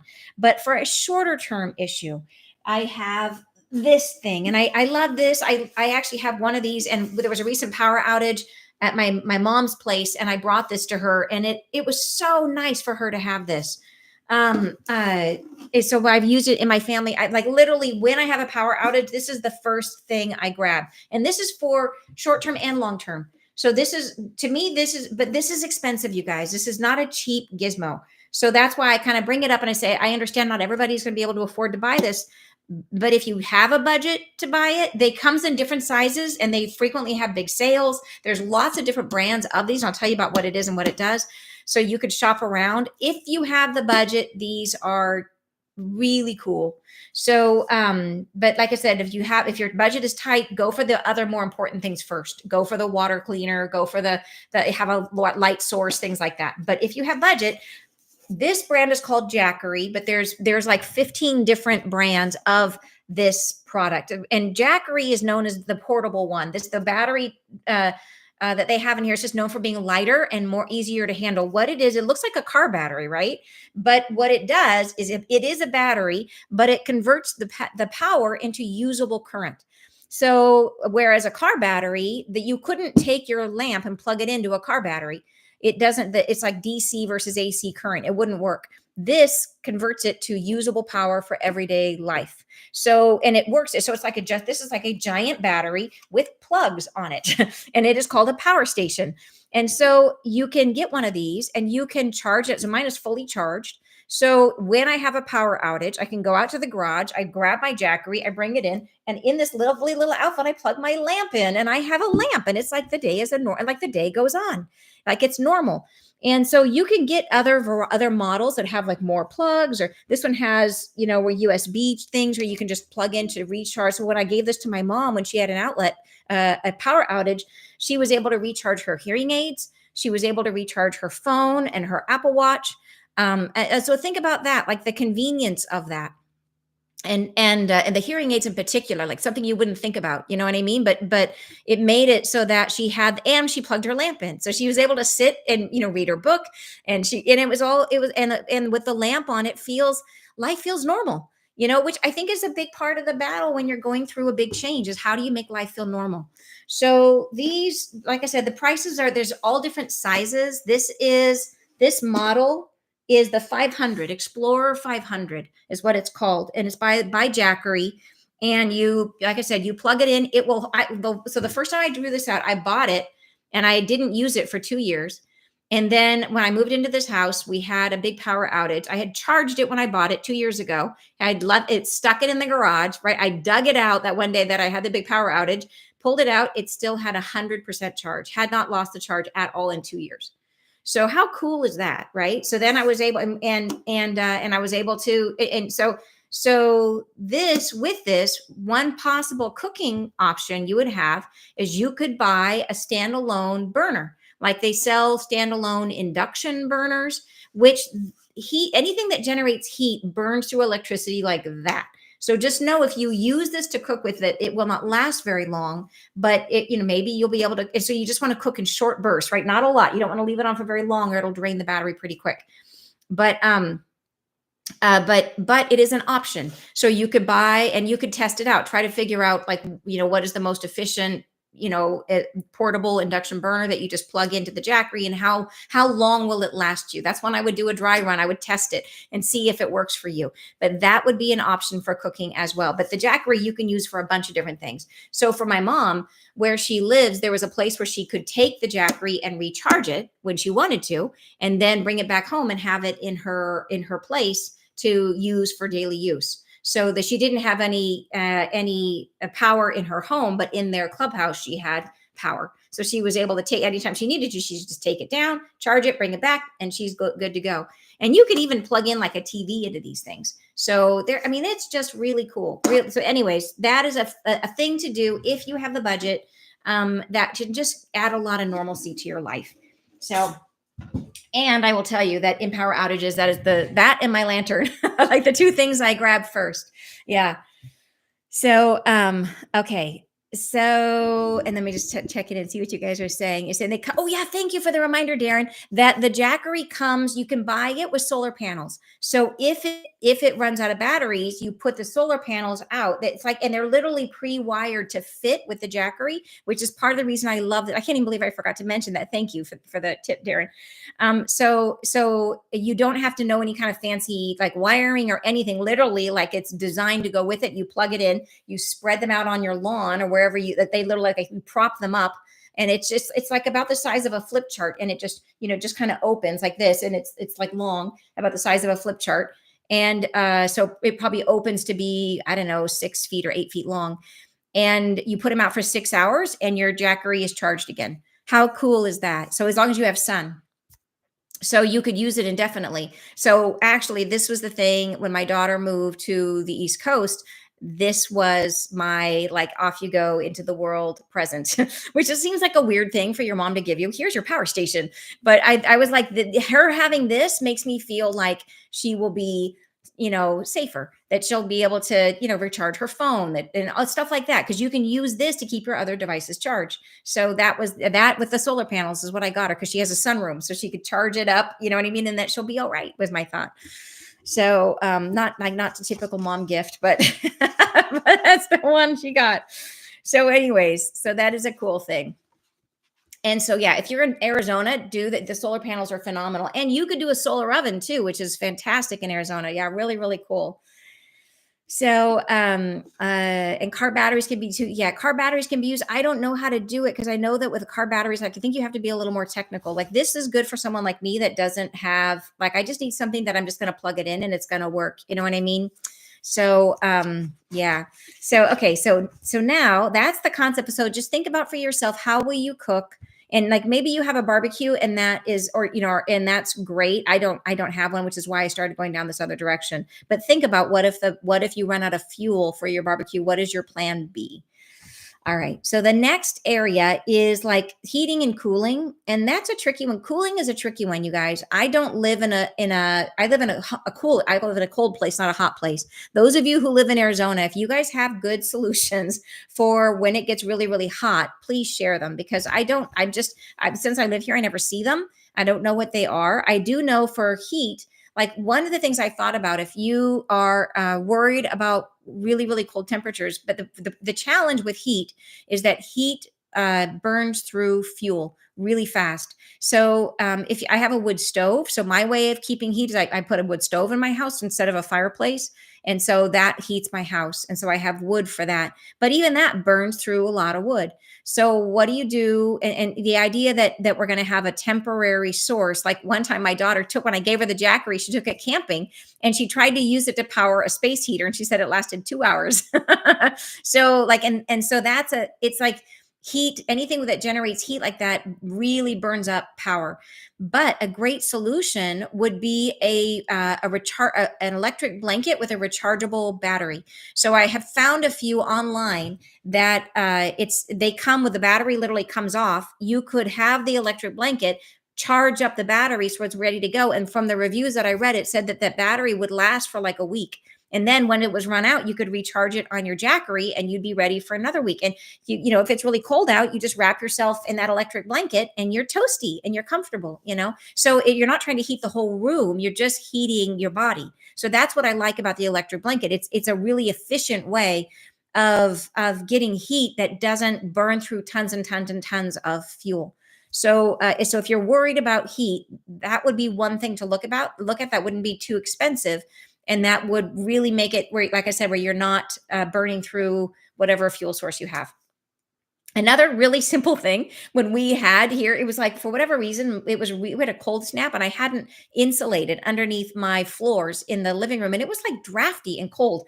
And I had these, and it was like a total lifesaver. These are called Heat Pro.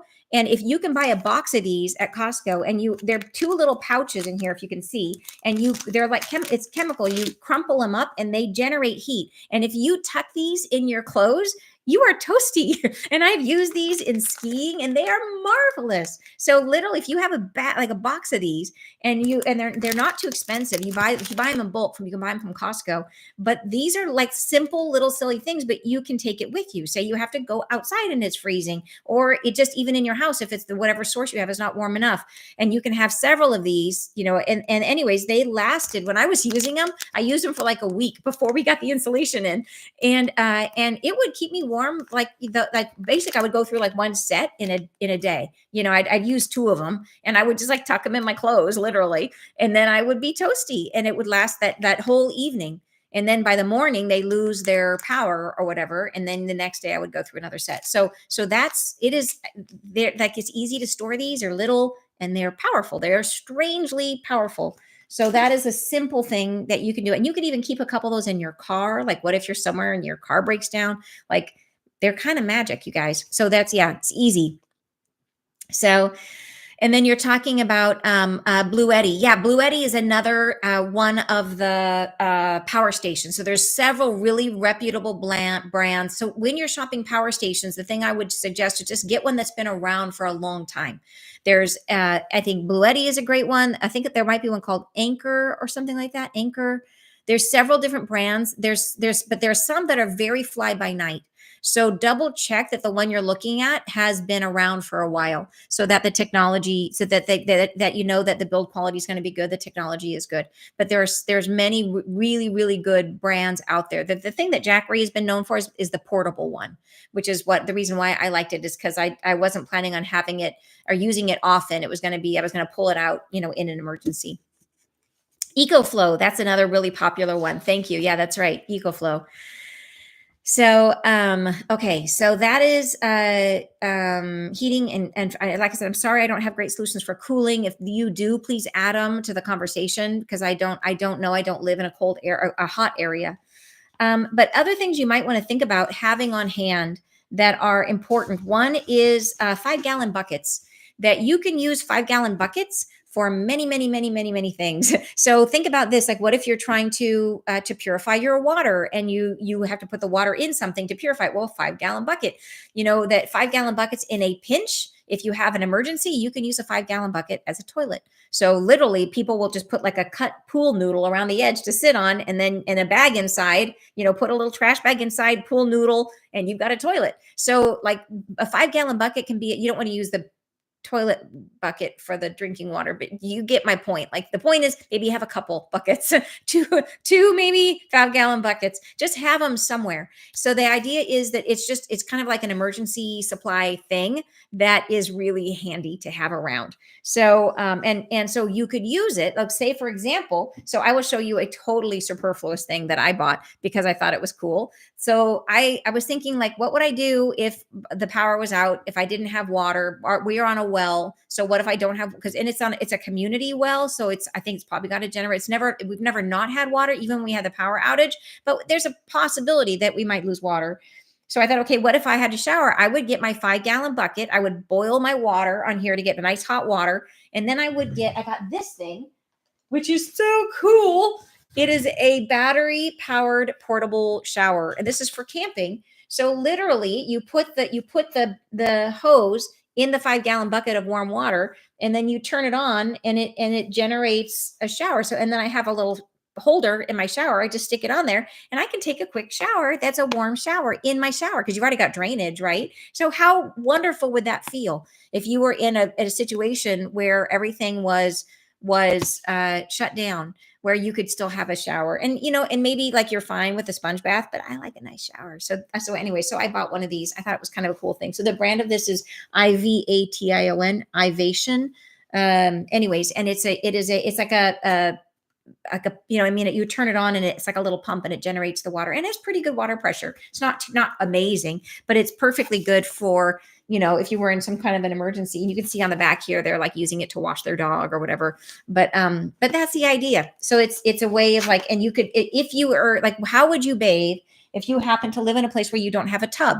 If you're in an apartment and you have only a shower, well, that would be a solution, is that you get your 5-gallon bucket, you put hot water in it, you add some cold water, so you get a nice water temperature, you turn on your thing, and you've got a shower in your shower. So yeah, because cleanliness matters. And I think it's nice to have something like that as opposed to like baby wipes, because those are disposable. This is renewable. So anyway, so something to think about. Yeah, pretty fun, right? So, okay. So what else did I have in here for you guys? So other things to think about.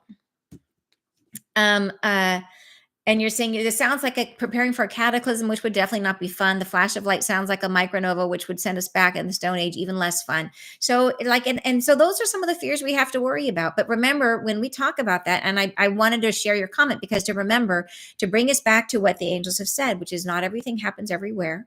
Right? That when you start to fear, comes back to your 4 walls, to remember that these things that could happen, if you were in Asheville, all of these things we're talking about would be applicable to you right now.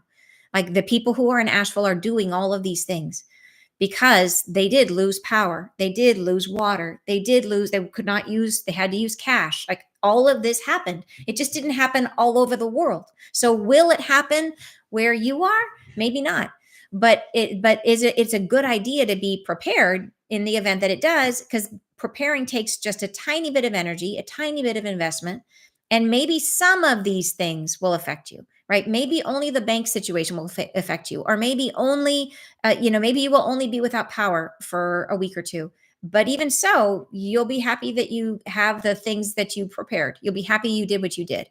So that's the idea is to what degree will things deteriorate? It is a great question. I don't tend to let my mind go there. I tend to focus on what the angels have said they want us to focus on, which is that the minute something falls into decay, something will rise from the ashes. That there will be, they want us to notice what is lost, to grieve the loss, and then immediately focus on the phoenix rising from the ashes. And that when we do that, we are shifting into the higher vibration, and we will be interacting with our world in a very different way, that our needs will be met. And so this is literally the kind of suggestions we do. These are simple things we do to keep us in a high vibration, to help us navigate a difficult time. So, or what could be a potentially difficult time, to make it not that difficult. So, somebody mentioned medications. Absolutely, it's a great idea to try to have your medications on hand if you can. I understand sometimes that's difficult, but just trust that you'll be cared for. Like, do what you can, and if something doesn't work, trust you're going to be okay, because that's all we can do. We have to leave it in the hands of the angels. When we can't do something, just call in your angels. Speak out loud. Say, "Hey guys, I got this issue. Like, please make sure I'm okay." Another thing to think about is, like, in the event of a power outage or something like that, what is your comfort? What are you going to do if you've got long nights? If you're used to, say, for example, you're used to watching TV in the evenings, what are you going to do in the absence of that? So maybe, and so what I would suggest is make it fun. Is find a book that you would find interesting to read and save it. Put it in a spot and say, "This is my book that I will read in the next power outage." Right? And then that way you're looking forward to it, that it's something you've chosen that is your power outage book. Or maybe there's a craft project you want to work on that would be fun. You're like, "Okay, this is the puzzle I'm going to do, or this is the thing I'm going to sew or knit, in the next power outage." So you have something that is like, it's almost like, "Oh yeah, I've been waiting to do this." Okay. So it feels good. It changes the valence of the experience. But just think about those. Those are the comfort things that you can do that are simple, but may make a difference on your, so you're not sitting there on the night of the first power outage going like, "Oh, what do I do?" Oh, okay, I'll get my book out. So that, or whatever it is you like to do. So Uno, you're saying, yes, absolutely. That's cool. Oh, you said we played music by Rechargeable Lamps. How beautiful is that, Paula? Those of you that are musicians are going to be so lucky. And Jenny says, meditate, absolutely. Read and sleep, knitting. Yes, exactly. Time to go within 100%. And playing cards for sure. Yes, beautiful, beautiful. And a loom. Oh my gosh, to me, you guys have some awesome, awesome hobbies and skills, which is so cool. So, and you're saying Greg Brayton says we're living in a time of extreme, so it's okay to keep some extra water, alternative energy, food, etc. Yes, exactly. That's what we're hearing too. Absolutely. Cuddle with my cats. Yes, I love it. Paint by numbers. That's so cool. Yeah, exactly. So, and you say, for me, being prepared means not to having to worry. I am absolutely with you, Andrea. That's why I do it too. Right. And you can see, like, yes, I have some things, but it's not crazy. This all fits in one spot in my garage now that I've learned my lesson. I have them all in one spot. So yeah. And thank you, Madeline. I'm so glad you're loving the book. Thank you very much. Yeah. So okay. So other things to think about. And by the way, on the book, we're going to be doing a book, what am I trying to call it? A book tour, but it'll be like a online book tour. So where we're going to be doing Q&A all about everything that's covered in the book. So if you want to know more about that, Wendy has the contact information. If you wouldn't mind posting it into the group, Wendy, that if you have the book and you would love to come and talk about it and have questions about the stuff in the book, here it is: Ask the Angels virtual book tour. And there's a link. It's at my website, which is anntucker.com. And then it's what's coming next. It's anntucker.com/what's, WATS/coming/next. And so you can find it on the website too. But if you want to come to the book tour, we'll be talking all about the books. There's lots of people now who have read the book who are like, okay, questions or thoughts or whatever about anything in there. That's what we're going to be talking about at the book tour. So yeah, so if you would like to come, you're absolutely invited. We'd love to have you there. So, okay. So what was it about? So community, this is huge. This is something that the angels have talked about, is like, this is part of the reason, one of the ways we are meant to find the phoenix and the ashes. And they said, why wait until a disaster before we start? So how do we use these events to bring us closer to the people around us? And how do we potentially find ways locally to get whatever our needs are? How do we get our needs met locally? So one of the things I did is last year I hosted a neighborhood potluck for the people in my neighborhood, and everybody came over and brought something. It was very easy. I literally just set out tables, and I, papers and napkins and plates and stuff like that, and I made a dish, and then everybody else brought something, and it was phenomenal. And our neighborhood is now super close. Like, it was amazing what it created in the neighborhood. And now they decided it's an annual tradition. So this year, we were just picking the date. My neighbor across the street is hosting it. So it's become an annual thing. And so what that means is that when I needed a tool the other day, I ran over to my neighbor's house and he had it, and I borrowed it. My other neighbor, one year, I was trying to cook a turkey for I don't eat meat, and I needed a pan for the other people who were coming for Thanksgiving. And my neighbor wasn't there. He's like, "Oh, my door's open. Just come in and get my roasting pan." Like, the level of trust, amazing, just amazing. So, anyways, what can you do now? Like, I would highly recommend hosting a potluck and getting to know. And even if you haven't ever talked to your neighbors, if you go around and knock on doors and pass them, give them a little invitation. Hey, I want to do it. And you could do the potluck. If you're in an apartment, do it out in the parking lot. You'll be shocked. Not everybody will come, but many people will come, and it will completely change the feeling of the neighborhood that you're in. And it has been awesome. Like, my neighborhood is awesome. I love my neighbors. And it's the potluck is like a big piece of that. So anyways, now we actually, this past year, we celebrated all the kids in the neighborhood. We celebrated all their birthdays over in Jim's garage. And it was so cute. And people would bring a cake and balloons, and everybody would come for, just for a half hour. But the point is the neighborhood got together for each of their birthdays, which was so cute. And it all stemmed from this, so the closeness. It's like investing in the neighborhood and building community. So there's so many different ways we can do that. So it could be with the people right around you, or it could be in through your interest areas. It could be that maybe you're really into horseback riding, and so maybe you find community with other people who are into horses, or gardening, or whatever it is, but local. Try to find your local connections. Where can you establish and start building? And same thing with getting your needs met. Like, if there's somebody in your neighborhood that's got chickens, can you trade something for eggs, or can you help them with the chickens in exchange for eggs, or you know what I mean? That kind of thing. Start noticing what are the resources around you, stuff like that. And Gabby from Gig Harbor. Oh, fantastic. That's so cool. Hello, neighbor. Yep.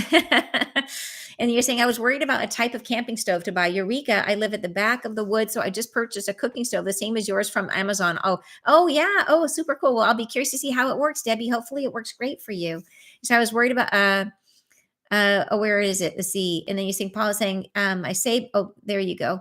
That was, you're talking to somebody else. There you go. And then I'm looking at my cans, and we are a decade ahead of this. Off-grid community, wholly accidental. We used to do all kinds of stuff like that. Then our reputation spread, and now we've been gentrified. Oh, oh my gosh. But you've lived off-grid, so you know what the experience is. That's the thing. Most of us never have.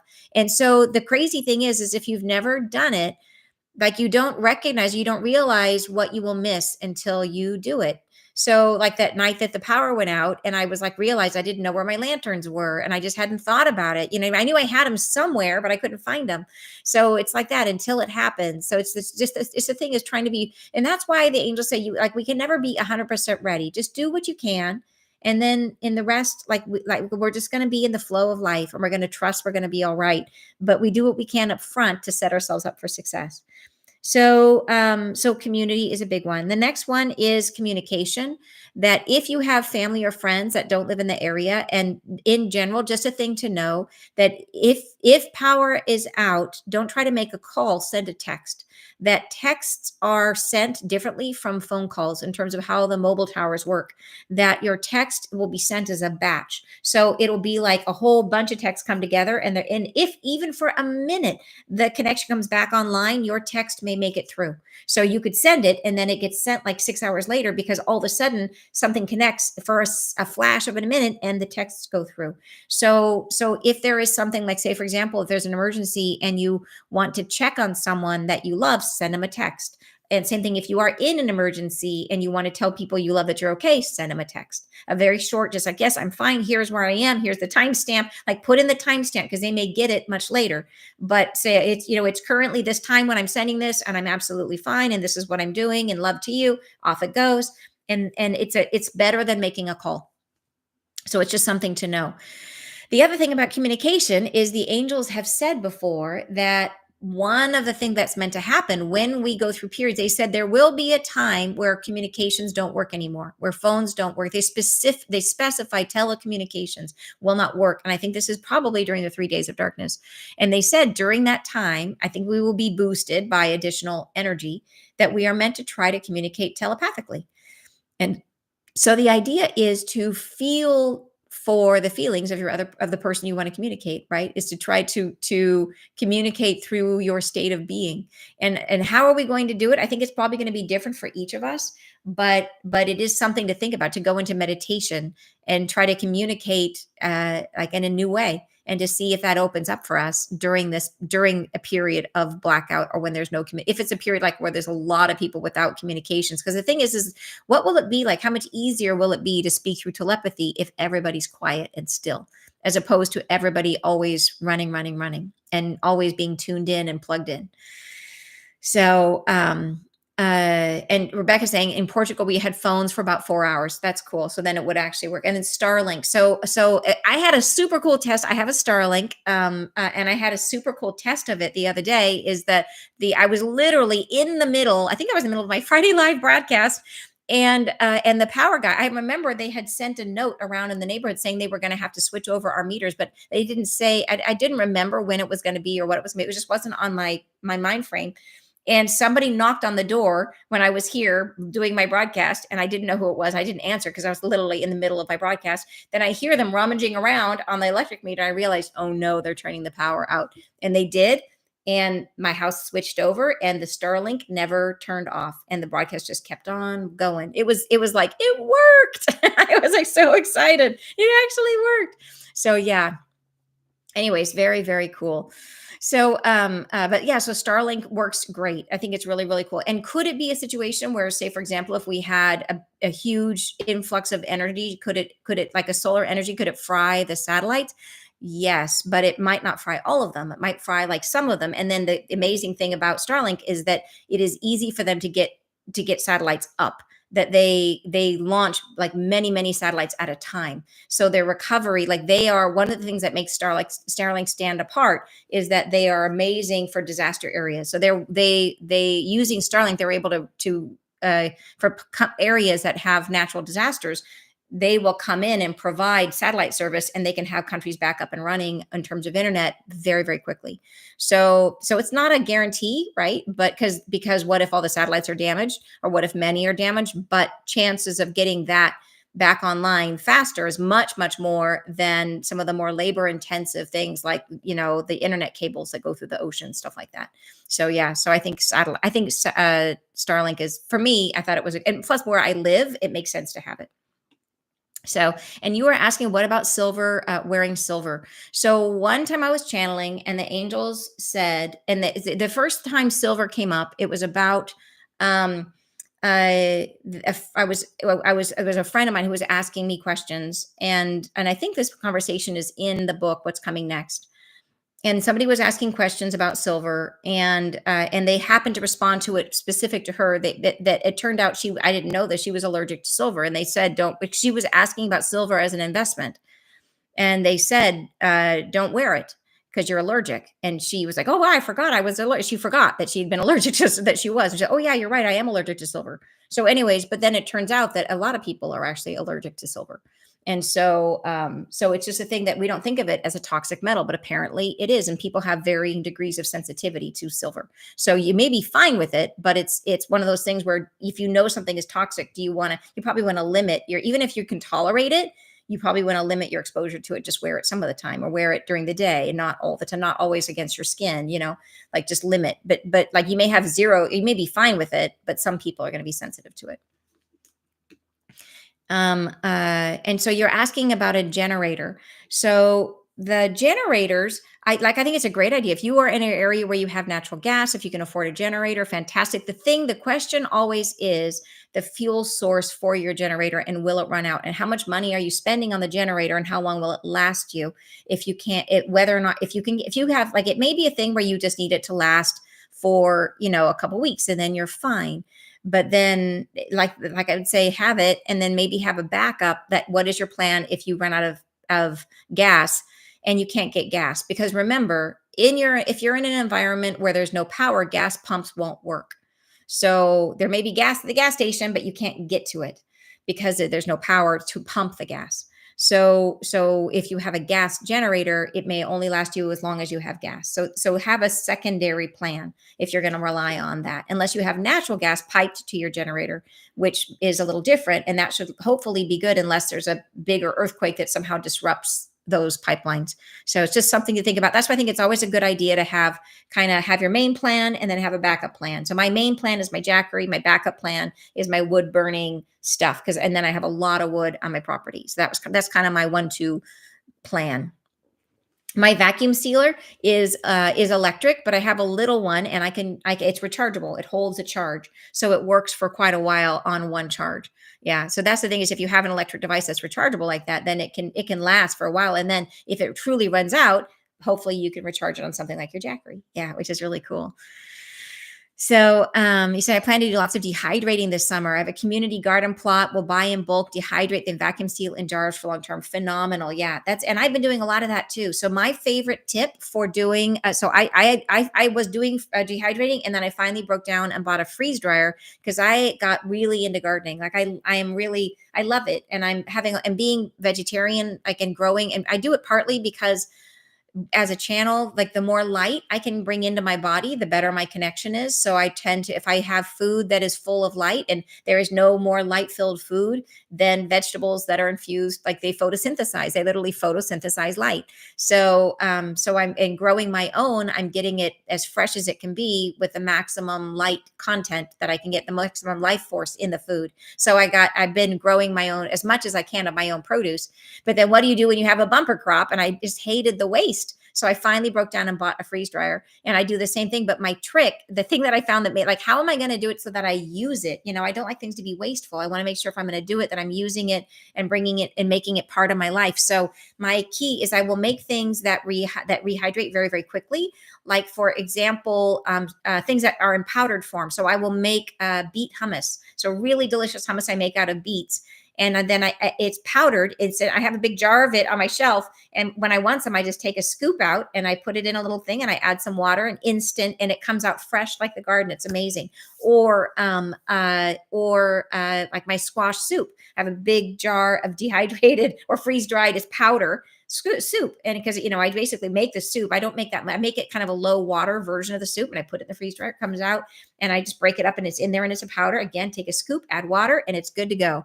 So it's really cool. But you can do the same thing with a dehydrator. It's just with the freeze dryer, it's kind of, I can work at a little bit more scale, because I have, like I said, I got a lot of produce coming out of the garden. So it was a big commitment for me, but it was something I thought, yep, if I'm going to do this, I had to do something about the waste issue. With, like, and you can only give zucchinis to your neighbors like so many times before they stop answering the door. So I was like, I got to do something here. That was my solution. Okay, a couple other things in here that we want to keep in mind. One is, depending on how much do you rely on Google Maps to get around. Some of us, we literally get in the car and we put on Google Maps, and Google tells us where to go. Will you be stuck if you don't have Google Maps? And if that's the case, then you probably want to get a map. So think about that. Like, how much do you use your Google Maps? So that you can get a map relatively inexpensively, but you have to go out of your way to get one because they're just not everywhere anymore. But think about that. Will you need a map? Other thing is, like, what if you're in a position where you are in a flood zone? What about your emergency documents? Are they an easy grab and go place? Are they all in one place? Do you have your passport? Do you have, like, what is it? What are the things that you need? Your main documents, maybe your immunization records. You're like, what is it that you need that would be a real bum out if you lost it? Your important documents, and put them all in one place in a Ziploc bag that you could easily grab and run, right, if you had to. And then the last one that I think is just really a big deal right now, is earthquake prevention. So I highly suggest looking around your house, even if you've never experienced an earthquake, because the U.S. We could be going through some unprecedented shakings coming up. We could be going through some crazy earthquakes coming up, and we just want to be prepared for that. It's a thing where it's an ounce of prevention is like a pound of cure, right? And the kind of stuff you want to look out for with earthquake is stuff falling.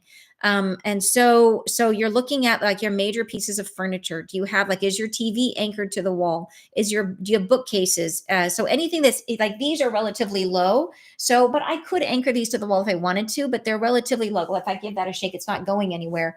But anything a little bit taller that might tip, you want to anchor to the wall. And you can buy anchor, very inexpensive systems that you literally screw in. And some of them, if you don't want to screw, if you're in an apartment, you can get ones that use it like an adhesive that can be removed, kind of like those, what do you call those, removable hooks and stuff like that. You can get ones made like that, where you put one on the wall and you put one on the piece of furniture. And that way, if it pulls, it'll hold it in place and prevent it from tipping over.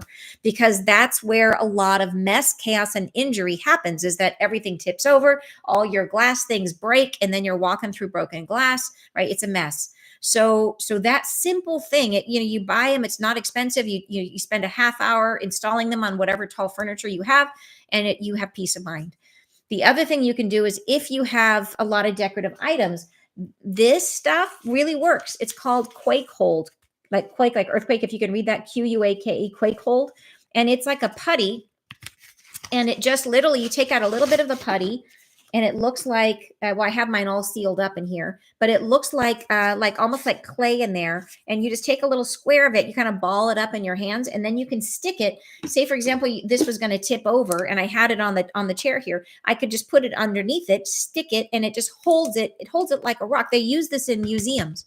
So in places where they have, like fine pottery and Ming vases and stuff like that, this is what they use to keep stuff from tipping over in an earthquake.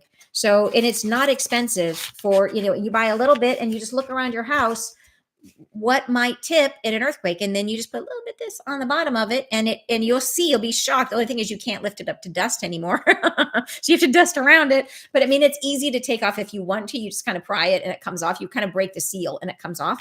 But if you shake it, it doesn't move.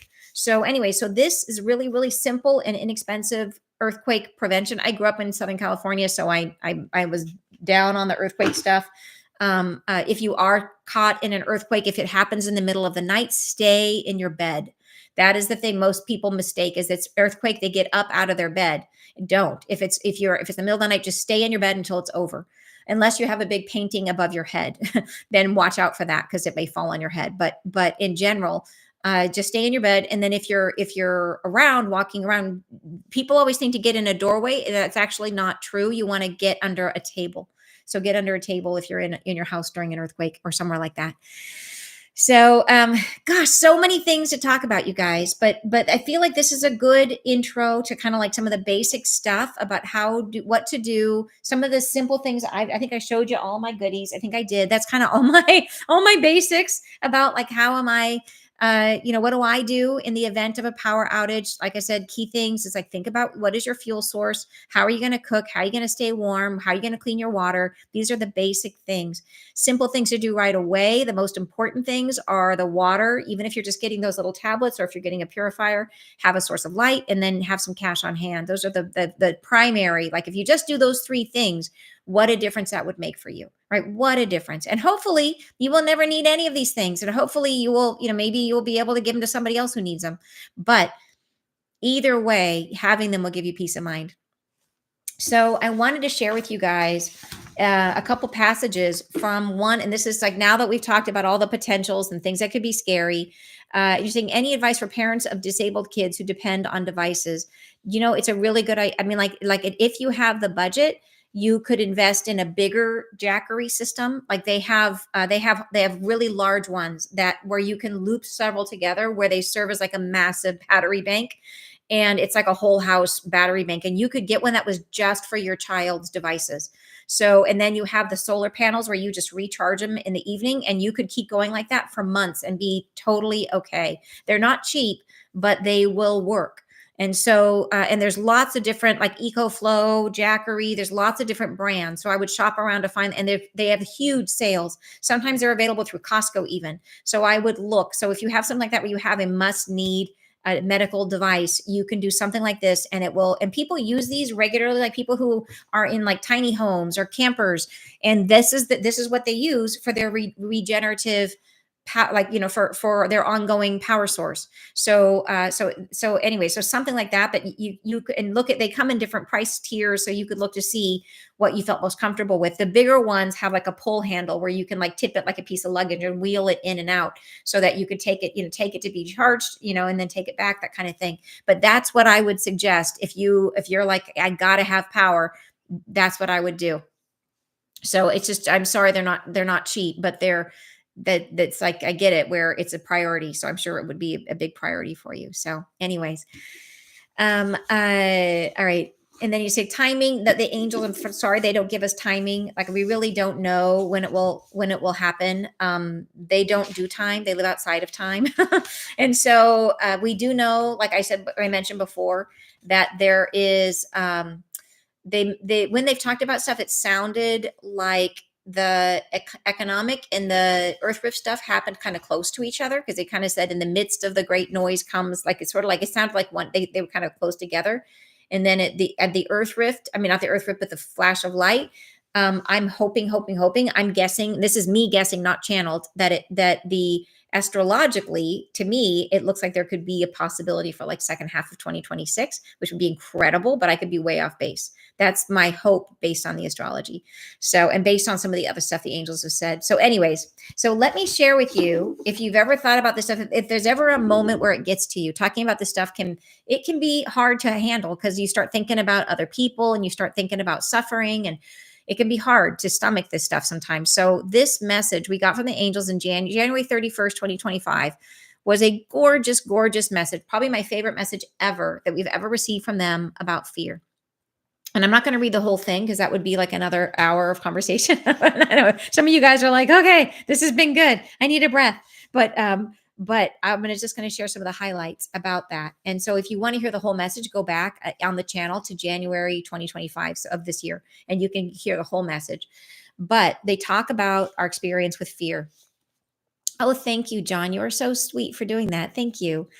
So they say, here's what they say, this one piece of it. They say, we say to yourselves, do not brace for what is to come. Do not fear for what this earth shall yield. Feel only the journey that you are on. Feel only the self and the soul that you are. Know that you are an infinite, universal construct by yourself. You are infinitely held in the palm of God. You are holding the sphere of all that belongs to you within your own field. You may become, you may go on as you so choose. It is your choosing that is necessary. So this, and this is a theme they use throughout the message about our choice, and recognizing that whether we fall into fear or whether we move into love is always our choice. That all it takes is us being conscious, noticing ourselves when we are becoming fearful, and taking a pause, taking a moment, being compassionate with our fear, and then saying, okay, where is the phoenix rising from the ashes, right? To grieve what is lost, and then to look for what is the joy that's going to come from this. But I love the part in the beginning of this. They say, we say to yourselves, do not brace for what is to come. Do not fear for what this earth shall yield. Feel only the journey that you are on. Feel only the self and the soul that you are. In other words, trusting that everything is working out beautifully for us. Feel the journey that we're on. Trust that whatever comes is part of our journey, and that we are held. Like that's the general message of that passage. So I love this next passage I highlighted, which the theme of this next one is about saying like I think that we in humans, we frequently are taught in various religions that it's almost like we have to suffer for our sins, right? That suffering is somehow cleansing or good for us. There's even like, like those religions that believe in like self-abuse in order to like heal or cleanse you. And here they say we're not meant to suffer. They say, we speak to you on the brink of what fortitude will not call easy. We speak to you on the precipice of what is far from known. And we say to you now that your soul is not charged with suffering. Your soul is not condemned to pain. This is liberation to your sphere. This is freedom in the making. This is an opportunity to break free from what has held you within a construct that is unbecoming to the depth of who you are. So it really turns it around and says, hey, this may feel like suffering. You may think it's suffering because it's taking away the things that we have relied on, but understand the things that are going away are things that have been a limitation. It's like a caterpillar shedding its skin and understanding that it feels scary, but recognize that we have to let go of that because it's something much, much better that's coming. And that the suffering, right? The suffering of it is not the point, that we're not meant to suffer. That's not the goal. So if it's not the goal, that means that we can get through this without suffering. That's the idea. All right, here's another passage that I highlighted. This is super cool. The idea talking about loss, what if we lose things in this? What if we lose a home? What if we lose a beloved pet? What if we lose anything, right? Anything at all? What if we lose an income, a job, whatever? Here they're saying there cannot be loss where there is no suffering. There can only be letting go and the preparation for opening your arms to embrace what is new. So this, I think, is again a turn of our perspective, a turn of how are we choosing to look at it. That there cannot be loss where there is no suffering. Loss is like if we suffer, we see it as loss, right? If we're stuck in our suffering, if we're in the place of only seeing the negative, right? Then we have the experience of it being lost. But if we don't focus on that, instead, what we are doing is we are literally letting go of something that's past its utility to us, that is no longer resonant with our higher increasing expression, with where we're going, and we're making space to open up to the newer, better thing, which I think is awesome. All right, here's another one. And this is again another one of those moments where they turn it and they say, okay, are you craving safety? Sometimes in these circumstances, we start really reaching for, I just want to feel safe, And they say here, safety is a sense of self as in a weakened state, as needing protection. And you are none of these things. You are a being who flies into the heavens on the wings of angels. You are the heightened state of observance, of soul light, and you are always this. So the idea that we need safety is totally a human concept, and it's not true. They're basically saying you are an infinite being and you can sit there and think, I need safety, I need protection, when in fact, like, your soul is bigger than the whole earth.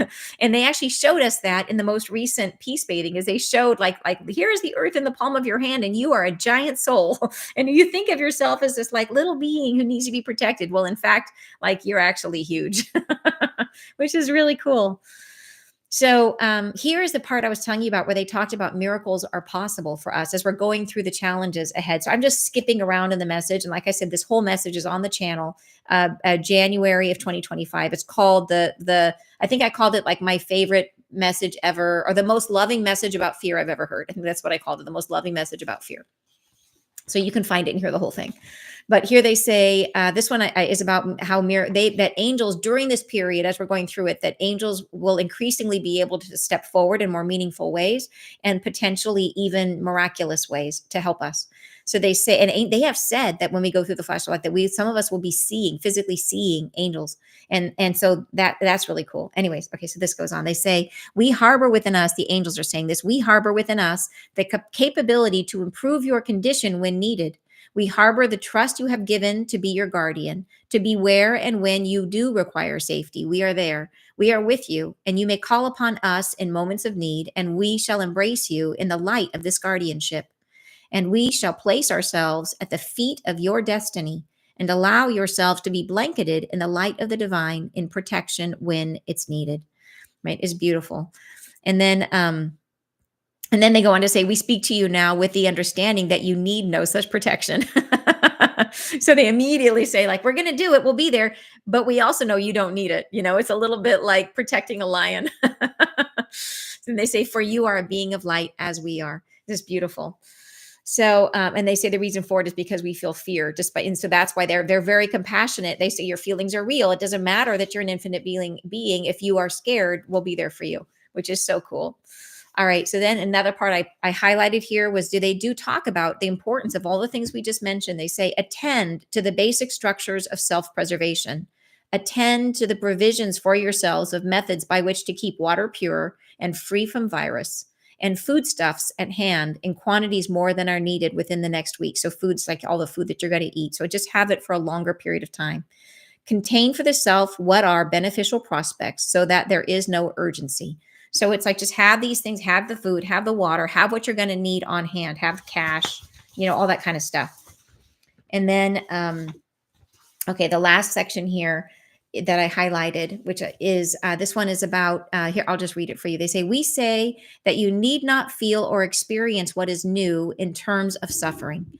It shall land upon your heart in a state of gladness. You shall fear only when you are reluctant to release what was. And when you embrace the gladness, the new truth of who you are becoming, you become at ease in pure thought and emotionality, where all things race through you into presence in ways that will astound you. So in other words, you're saying that when we are in fear, it's like we contract our energy, and that puts us into suffering. When we are open, ready to release what was, we're no longer, and they've told us before, what is the only way that we can resist the energy of the flash of light? It is by trying desperately to hang on to the way things used to be. And that is turning our back to it. If we just let go and trust and lean into the unknown, then it's like everything becomes easy. And so they go on and they say in the next paragraph, we say that the fabric of this earth must untie itself, and you are in presence to observe. You shall regard this undertaking in two ways, as one of great destruction or one of rebirth. And this is your choosing. And should you prefer to live a life of ease, of peace, of quiet reflection, lean into the new. Trust what is becoming. Trust your heart and your soul to lead you onto the pathway of your own fruition. You can and shall thrive through the prospects of these great variabilities, and these transitions shall manifest differently in each region of this plane of existence. So they're really saying it's like, what is our internal state? What are we thinking? What are we feeling? Are we open to embracing the new? And even if we're in the middle of something difficult, maybe you're there to shine the light for others. Maybe you're there to lead the others into a higher state of being, right? Bringing people into community. So, yeah, so trust. We have to trust where we're led and know we're going to be in the right place wherever we go. All right, you guys, amazing, amazing conversation. Thank you so much for being such phenomenal participants in all of this sharing and the conversations that you guys are having. I love it, and such great contributions. Your suggestions have been just phenomenal. So, and I love it if those of you who would love to have a deeper conversation specifically about the book, about what's coming next, the book that was really all about the messages that came through, all the things we've been talking about, all in this book.